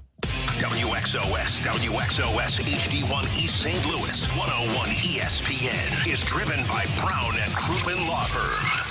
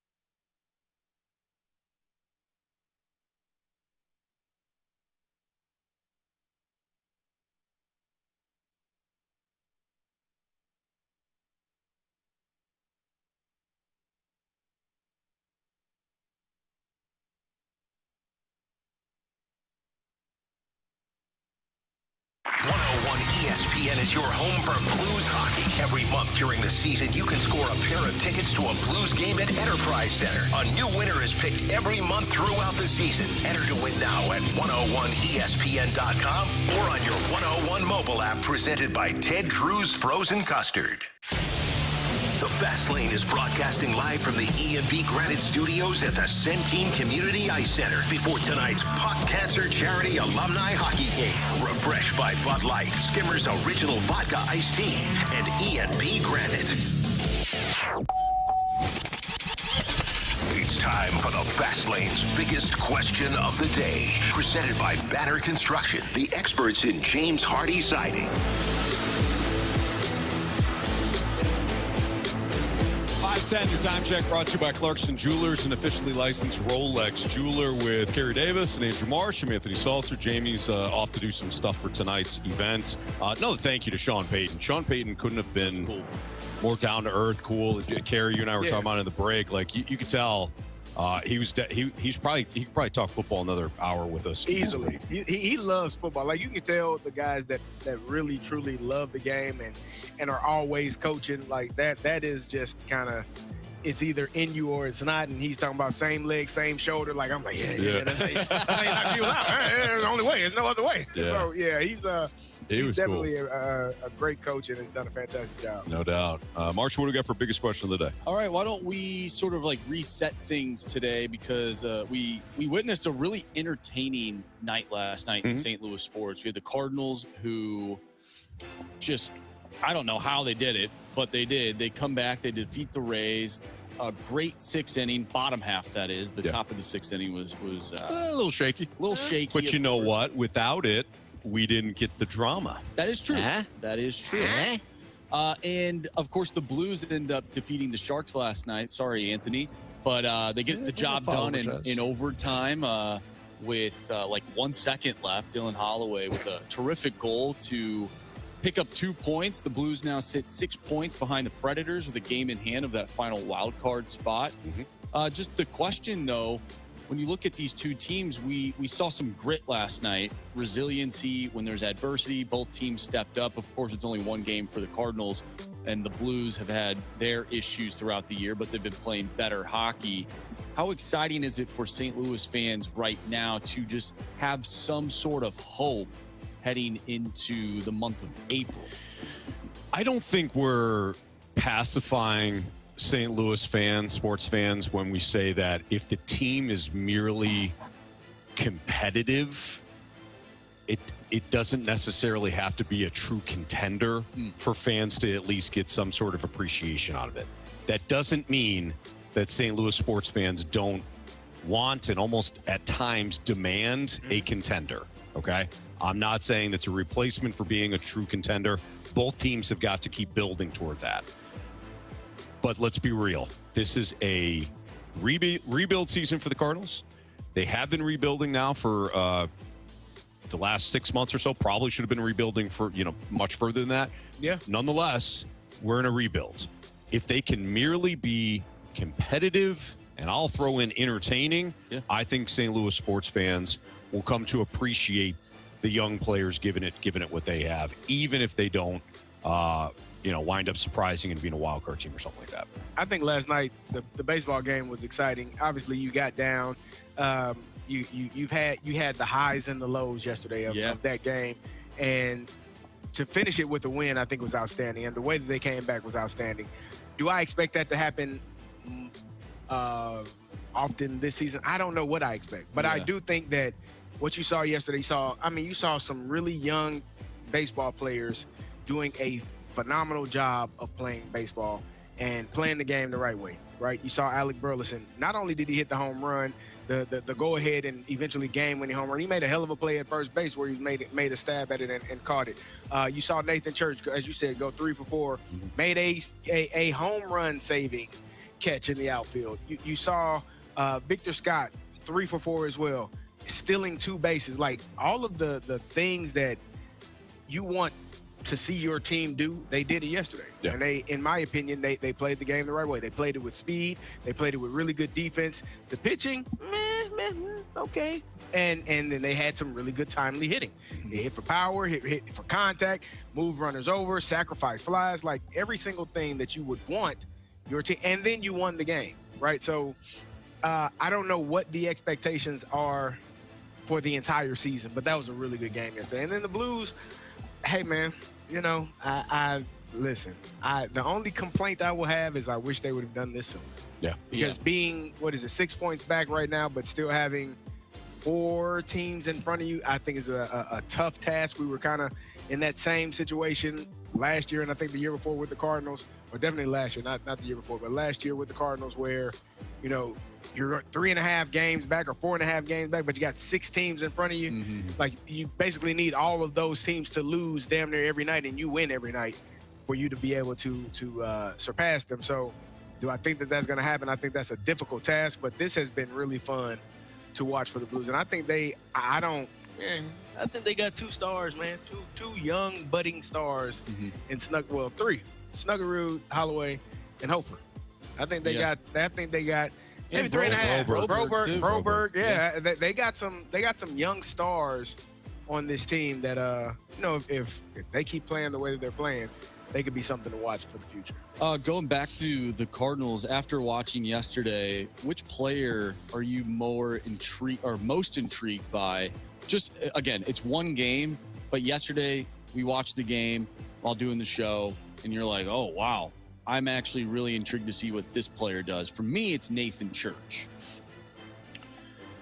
Yeah, I mean, after what he did last night, the intrigue is there. I started off the show, or at least the Cardinals part of our show, talking about Victor Scott. Yeah. Because I think he can be a bit of an X factor at the bottom of the lineup. Now, I don't mean X factor in that he's going to lead your team in, you know, offensive production, but that is somebody at the bottom of your lineup that can do a lot of damage, like we saw yesterday. He can create chaos and put pressure on an opposing team with his skill set. If he can, you know, obviously he's not going to go 3-4 every night, but if he can merely get on base, he immediately becomes a person that you have to mark. Like, all of a sudden now you're concerned about him swiping a bag on you. He's going to steal 300 bases, man. Damn right he is. The numbers bear it out. This year? 300. Oh, yeah, 2 times 162. You guys do the math. He's 324. Right. I knocked 24 off. I mean, that's like MVP. He's not wrong. Hey, man. He's on pace. 324 stolen bases, man. He's on pace he's for on that. base 2 times a night, let's say he has 4 at bats every night. Yeah. I mean, he's batting 500 on the year. Yeah, man. He's stealing 300 bases in a season. Carey, that's like an all-time performance by a player in a single season. Well, you asked, Marshy, and I gave you an answer. Yep. Don't get mad at me for my answer. I'm not getting mad. I'm just basing it off of the numbers. I'm basing it off of the numbers that we see now. Yeah. You know what I mean? Yep. I do. Yeah. I absolutely do. And Gold Glove defense. That is true. Sports Six Pack is next. 314-399-9646. This is another opportunity, since it's Freedom Friday. It's kind of a Sports Six Pack and Freedom Friday kind of go together, right? Yeah. So, What is it? yeah, we'll answer your questions next on 101 ESPN.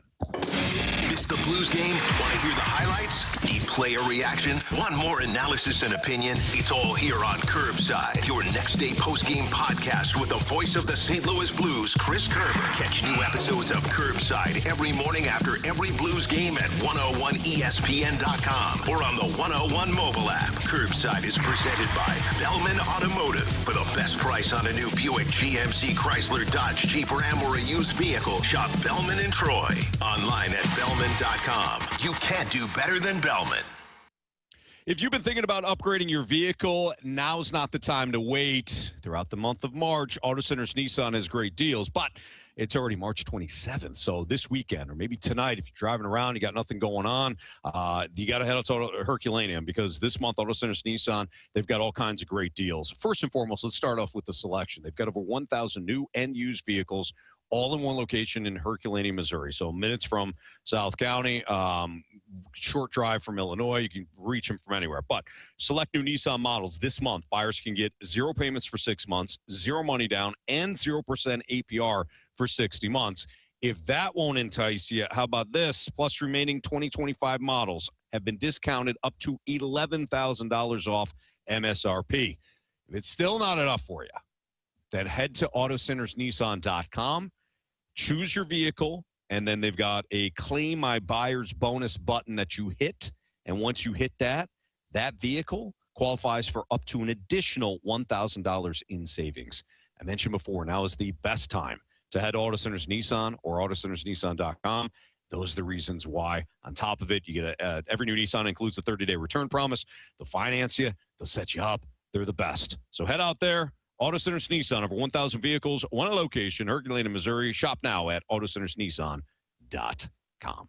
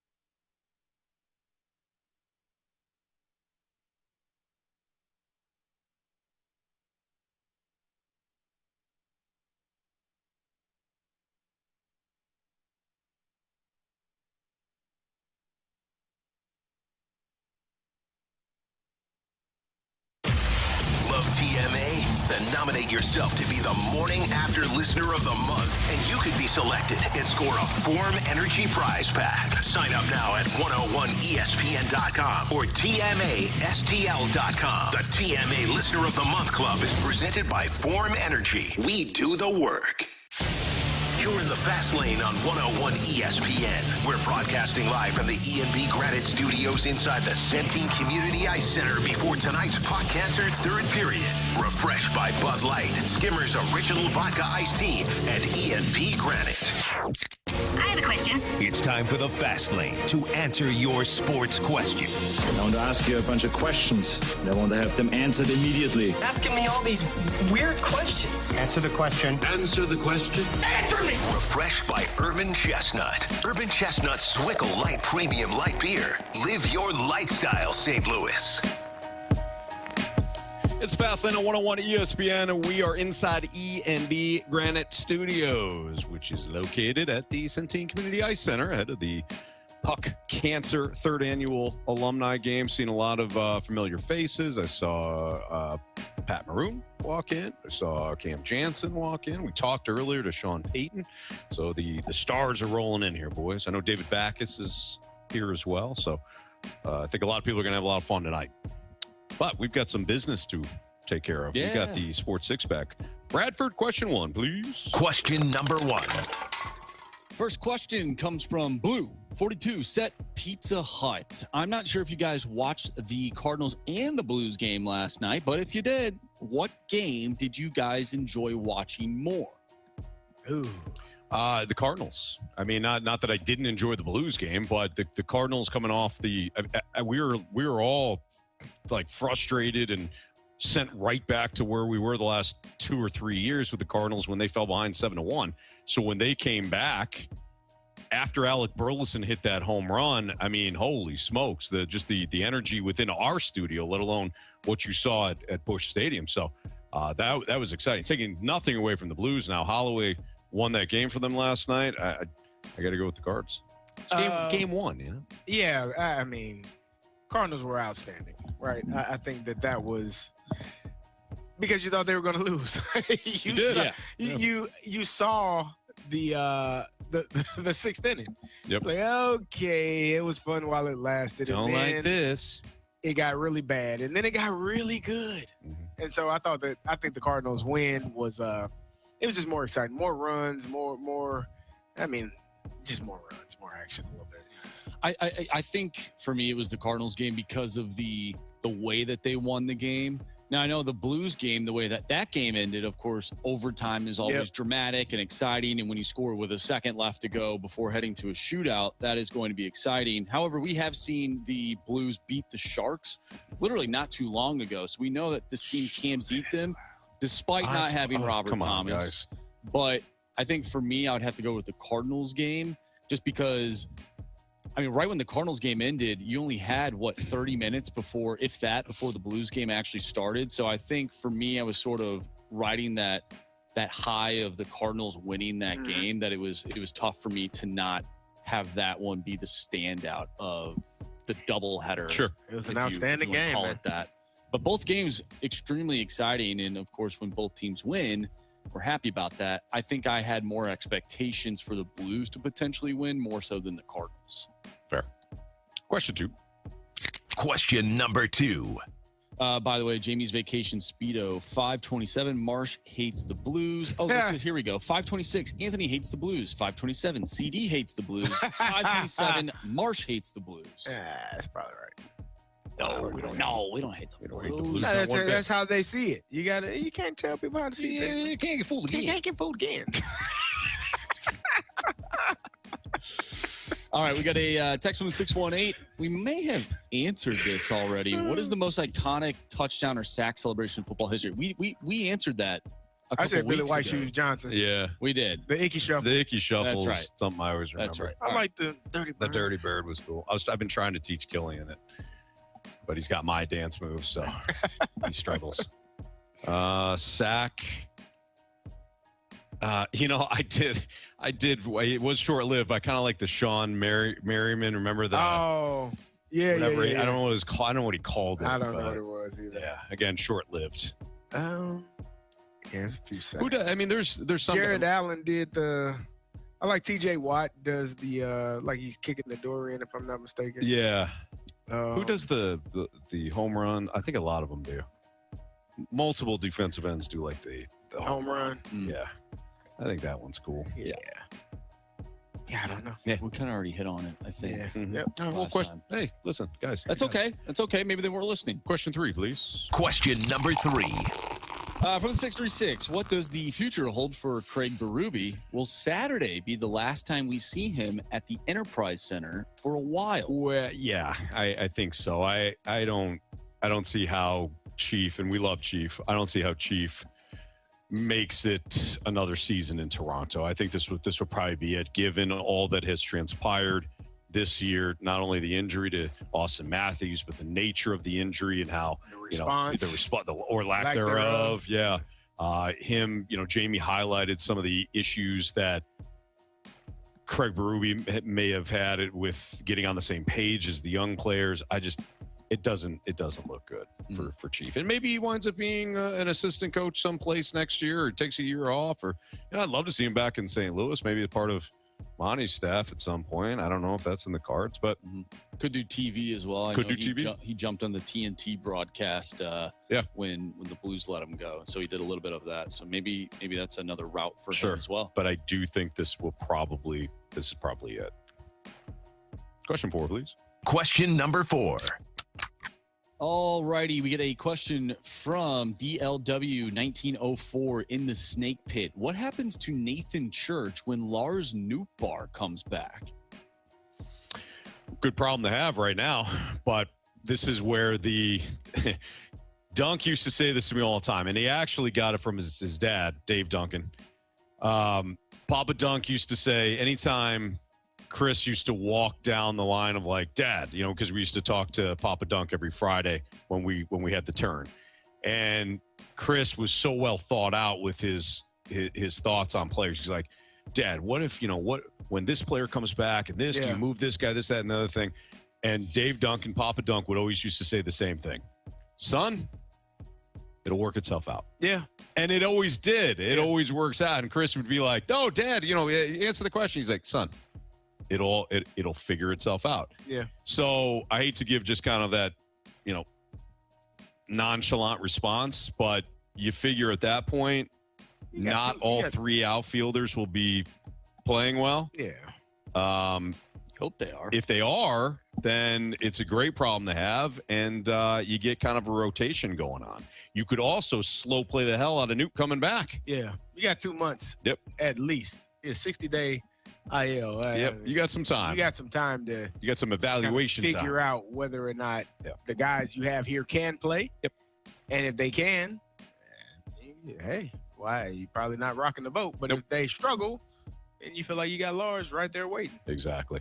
Well, CD, happy birthday, my friend. We know that this is your last segment today. Happy birthday. You'll be back with us on Monday. Happy birthday, brother. We hope that the weekend is fantastic for you, and we love you, man. Good luck tomorrow. Thank you. Yeah, ILL. Go get another I. I was going to ask you, Carey, do you think last night's win was your birthday present, or will tomorrow's game be a birthday present? Okay. Yeah, I got you last night. 2-day, that was my birthday present 3-day. last night.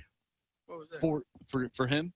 Yeah, I got him the Illini win. Oh, thank you. Yeah, I appreciate it. You're welcome. Yeah. I'll pick up the tab for tomorrow. Thank you. Nice. Man, I'm looking forward to it. Kind of you, Marsh. Nice Yeah, job. you guys are the best. All right, CD is out. We've got you covered for the next half hour. Marsh and I do. Bet the Board is next, and if we got some time, maybe we'll still do another Freedom Friday topic. So Bet the Board next on 101 ESPN. Jamie Rivers here, and it is time for another one of my jersey giveaways. And right now, you can register to score a signed Jordan Binnington Blues jersey. Yes, beautiful Jordan Binnington Blues jersey. Gotta love it. Enter to win that autographed Binner jersey at 101ESPN.com or on your 101 mobile app. Jamie's jersey giveaway is presented by St. Luke's, ranked top 2% in the nation for cardiac surgery by Health Grades. Visit stlukes-stl.com. That's stlukes-stl.com.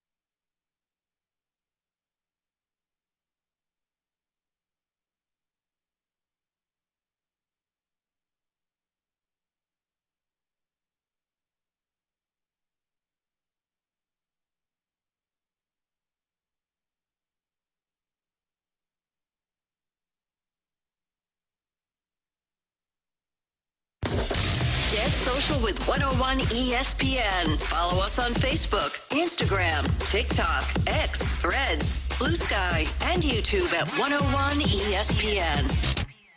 101 ESPN Sports Center. Offensive explosion on opening day. I'm Bradford Bruns. Your Sports Center update is presented by Universal Windows Direct. 22 MLB teams were in action yesterday. St. Louis bashing a National League high 14 hits, ultimately beating Tampa Bay 9-7. Rookie J.J. Weatherholt slugged his first career homer. The series resumes tomorrow at 1:15 with Michael McGreevy opposing Joe Boyle. Currently, San Francisco trails New York 3-0. Aaron Judge 0-for-7 to begin 2026 breaks through 2-run dinger out west. NCAA hoops, Illinois, Iowa among this weekend's Elite 8 matchups. Battlehawks Defenders will take place downtown. Blues Leafs also happening roughly 24 hours from now. This SportsCenter update was powered by Universal Windows Direct. You'll be saying, I love my windows. The Fast Lane is broadcasting live from the E&V Granite Studios at the Centene Community Ice Center before tonight's Puck Cancer Charity Alumni Hockey Game. Refreshed by Bud Light, Skimmer's Original Vodka Iced Tea, and E&V Granite.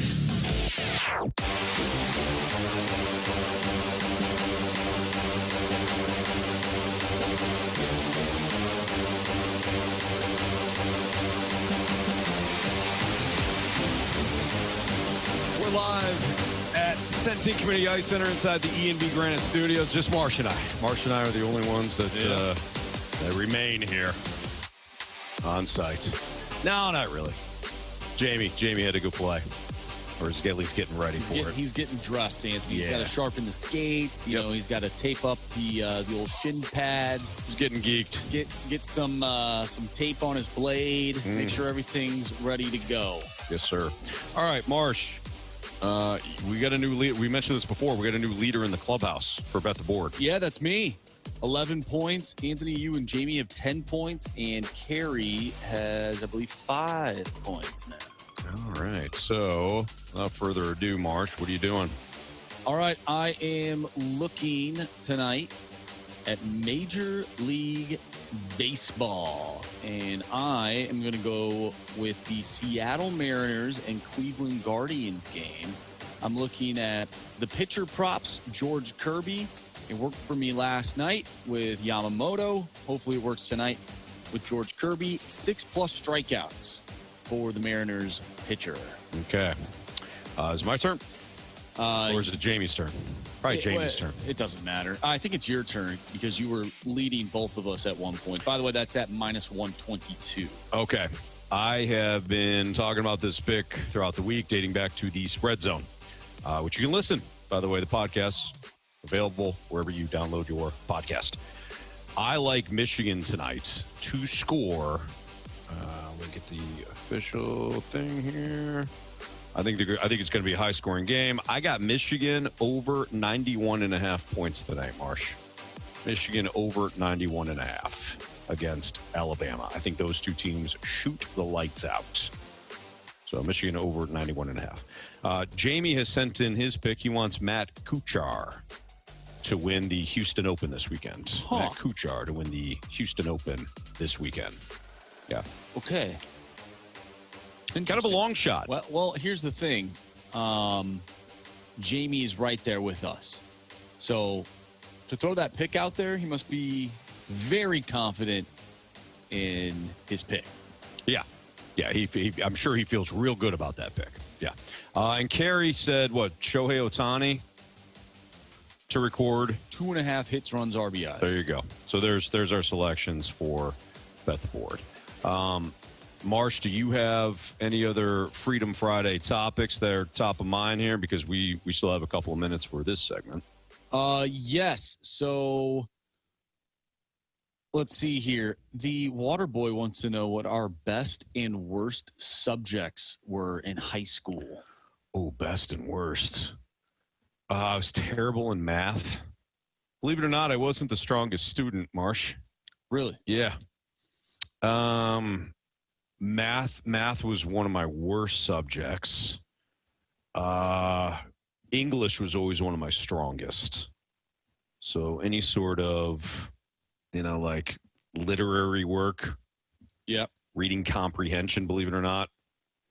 I was in the orange reading group in first grade. Yes. I developed my reading skills in grade school and middle school. Eventually, I was pretty good at English. You're coachable. Yeah. So English was definitely my strongest. Math, definitely my weakest. I would say science was one that I struggled with. Like, I actually enjoyed science in middle school until I got to high school, and you have the biology and like chemistry and all that stuff, and then you're putting the stuff that you got to remember all these different things, and just I don't know. Honestly, I didn't really like school to begin with. Yeah. I had and I don't know if this is a real thing, test anxiety, Anthony. I could remember stuff to a certain point and feel good about it heading into the test, but when I had to take said test, I forgot everything. Yeah. It was awful. I too had test anxiety, but it was called I didn't study, and therefore I was not prepared for Anthony, said you bring test. up a great point, because I think that might have had something to do with it as well. Maybe the anxiety was created because you didn't put in the work like me. So I did put in the work at about 10 o'clock the night before. They call that cramming. Yes, I did a lot of that. I actually did a lot of that in college as well. But in college, like for whatever reason, if I had to hit a deadline and I started it pretty late, anytime that Sunday night football music would roll around, I would think, my goodness, do I have something due in 5 hours? And then I'd check and I'd be like, oh no, I have something due. Mm-hmm. But man, we got a good game ahead of us. Yeah. How am I going to get this done? But I get it done, Anthony. Well, there you go. Done. Nice. Good work. Yeah, I wasn't.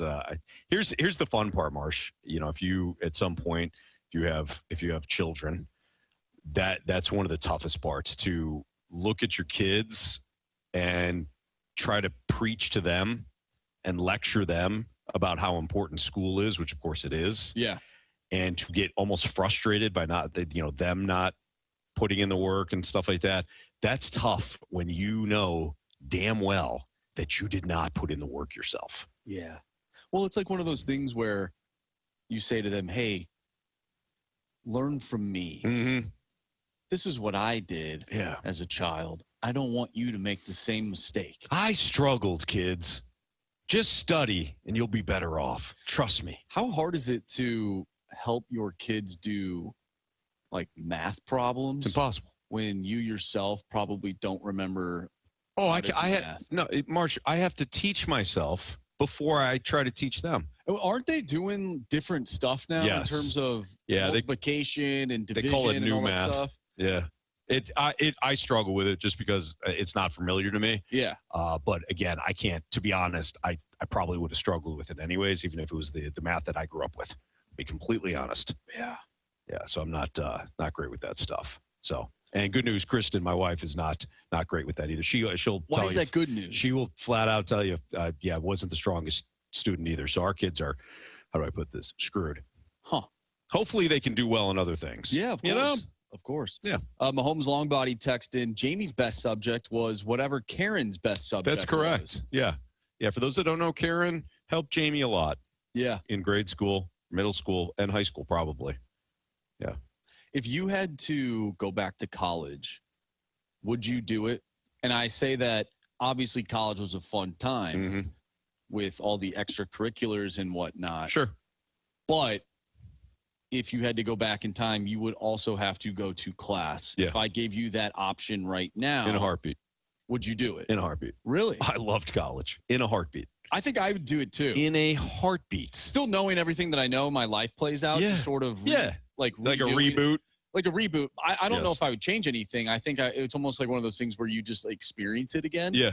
Just because you just can't get those times back. Dude, in a heartbeat. It was so much fun. Obviously, I went to North Dakota for 4 years, and there's just no place like Grand Forks, North Dakota. Shout out to the Fighting Hawks now. but they have won their first game of the NCAA Regional. Nice. And they will play tomorrow night for a chance to go to the Frozen Four. Beautiful. Well, good luck to the Fighting Hawk. Yeah, last time they were in the Frozen Four was when I was in college. Really? And yeah, that's when me and my buddies, we drove 20 plus hours from Grand Forks, North Dakota to Tampa Bay to watch the team win the national championship. It was really fun. So if they win, maybe I'll take some days off and go to Vegas this year. You should. Absolutely. All right, we'll come back and we'll wrap things up on a Freedom Friday here from E&B Granite Studio inside the Centene Community Ice Center here on 101 ESPN. I'm here to learn, everybody. The Blues play on 101 ESPN. Big save on one end, tie game on the other. Tomorrow, Blues and Maple Leafs. Pre-game at 5, puck drop at 6. Score! He tucks it in with a great move. This is your exclusive home for Blues hockey. 101 ESPN.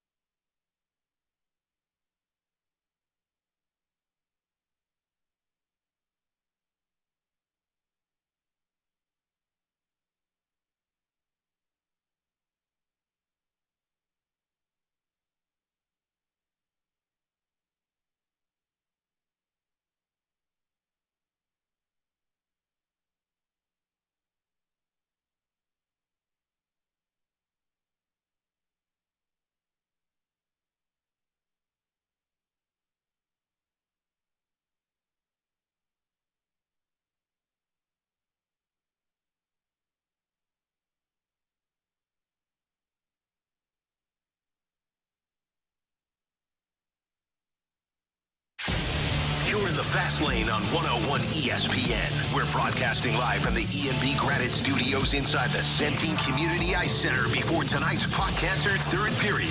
Refreshed by Bud Light, Skimmer's Original Vodka Iced Tea, and E&B Granite.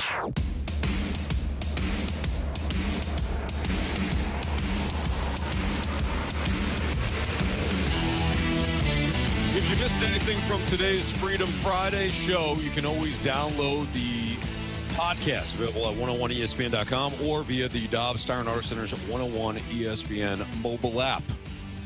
Podcast, of course, brought to you by Shaper Door Company.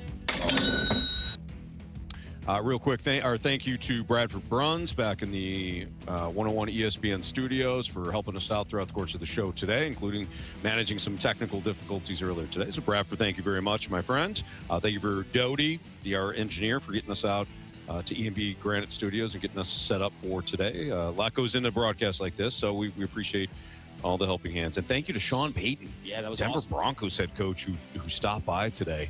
And we probably could have talked to him for about an hour and a half, Marsh. He was awesome. I was wondering, as the conversation was going along, I didn't even look at my phone. I had no idea what time it was. And I was just thinking, man, I could listen to this the rest of the way. Yeah. And I think he would have been up for it, too. Yeah. Because he seemed like he was ready to rock and roll. So. Well, and there's just so many questions that you want to ask him. Oh, my God. You could and go you anywhere. really can't do it in such a short time No. frame. No. Off air, I said, Coach, I go, huge Falcons fan, and I was so glad when you retired and when you came back, you didn't come back to the same division. He goes, yeah, we kicked your butt a lot. He didn't say butt either. And I laughed, knowing he was telling the truth. Yep. All right, Marsh, do you want to do some 3 stars? Oh, we got to do what we learned. Well, I don't want to run out of time. No, I think we have a couple minutes. All right. What'd you learn? Unless I'm wrong, Bradford. All right, what'd you learn? You're good. What did I learn today? I learned that it's just one game. However, people are fired up for the Cardinals based on the text line. Now, a few people were like, it's just one game. What are you talking about? But there's a lot of people that are fired up for the Cardinals, including the gentleman who was upset that we didn't start the show off talking about the 1-0 St. Louis Cardinals. Mm-hmm. People are fired up around here, Anthony. Yeah, it's baseball they are. Season. Yeah. The thing that I learned was that Sean Payton wants fun revenge on Kelly Chase. Yeah. And he's just waiting for Kelly to get to a certain fighting weight again. And then Sean Payton wants his revenge on him. So, funny story. If you missed that one again, check out the podcast. All right, now let's do some 3 stars. It's time for the Fast Lane's 3 stars of the day, presented by Circus Sports. No bet fees ever with the world's largest sports book, now at your fingertips in Illinois and Missouri. All right, well, our 3rd star of the day is going to go out to Sean Payton for joining the show today. Awesome interview, so that was a lot of fun. 2nd star of the day goes out to all of the listeners for texting in for Freedom Friday. We always love a good Freedom Friday. And our 1st star of the day goes out to Kelly Chase and this event. This is an awesome event. There's so many people here at the Centene Community Ice Center. Of course, there's a tournament going on here, but there's also the charity game tonight, which Jamie will be playing in. A ton of NHL players and celebrities throughout the country here in St. Louis for this event for Kelly Chase. Just an awesome place to be at tonight in St. Louis. Absolutely. A lot of people are piling in right now. I know a lot of people are excited to check out the game and just to take part of what a great charity this is, and good, great for Kelly Chase to help build revenue for an extremely important cause. Yep. And something that impacts every family. We all, somebody that has been impacted by cancer. Mm-hmm. And it's just that horrible of a disease. But it's things like tonight that make you feel great about people supporting the cause. So everybody that's coming down here, everybody have a great night. That's it for us here in the Fast Lane. Have a great weekend. We appreciate each and every one of you, and we'll be back on Monday. For Jamie Rivers, Carey Davis, and Andrew Marsh, I'm Anthony Stalter. See you.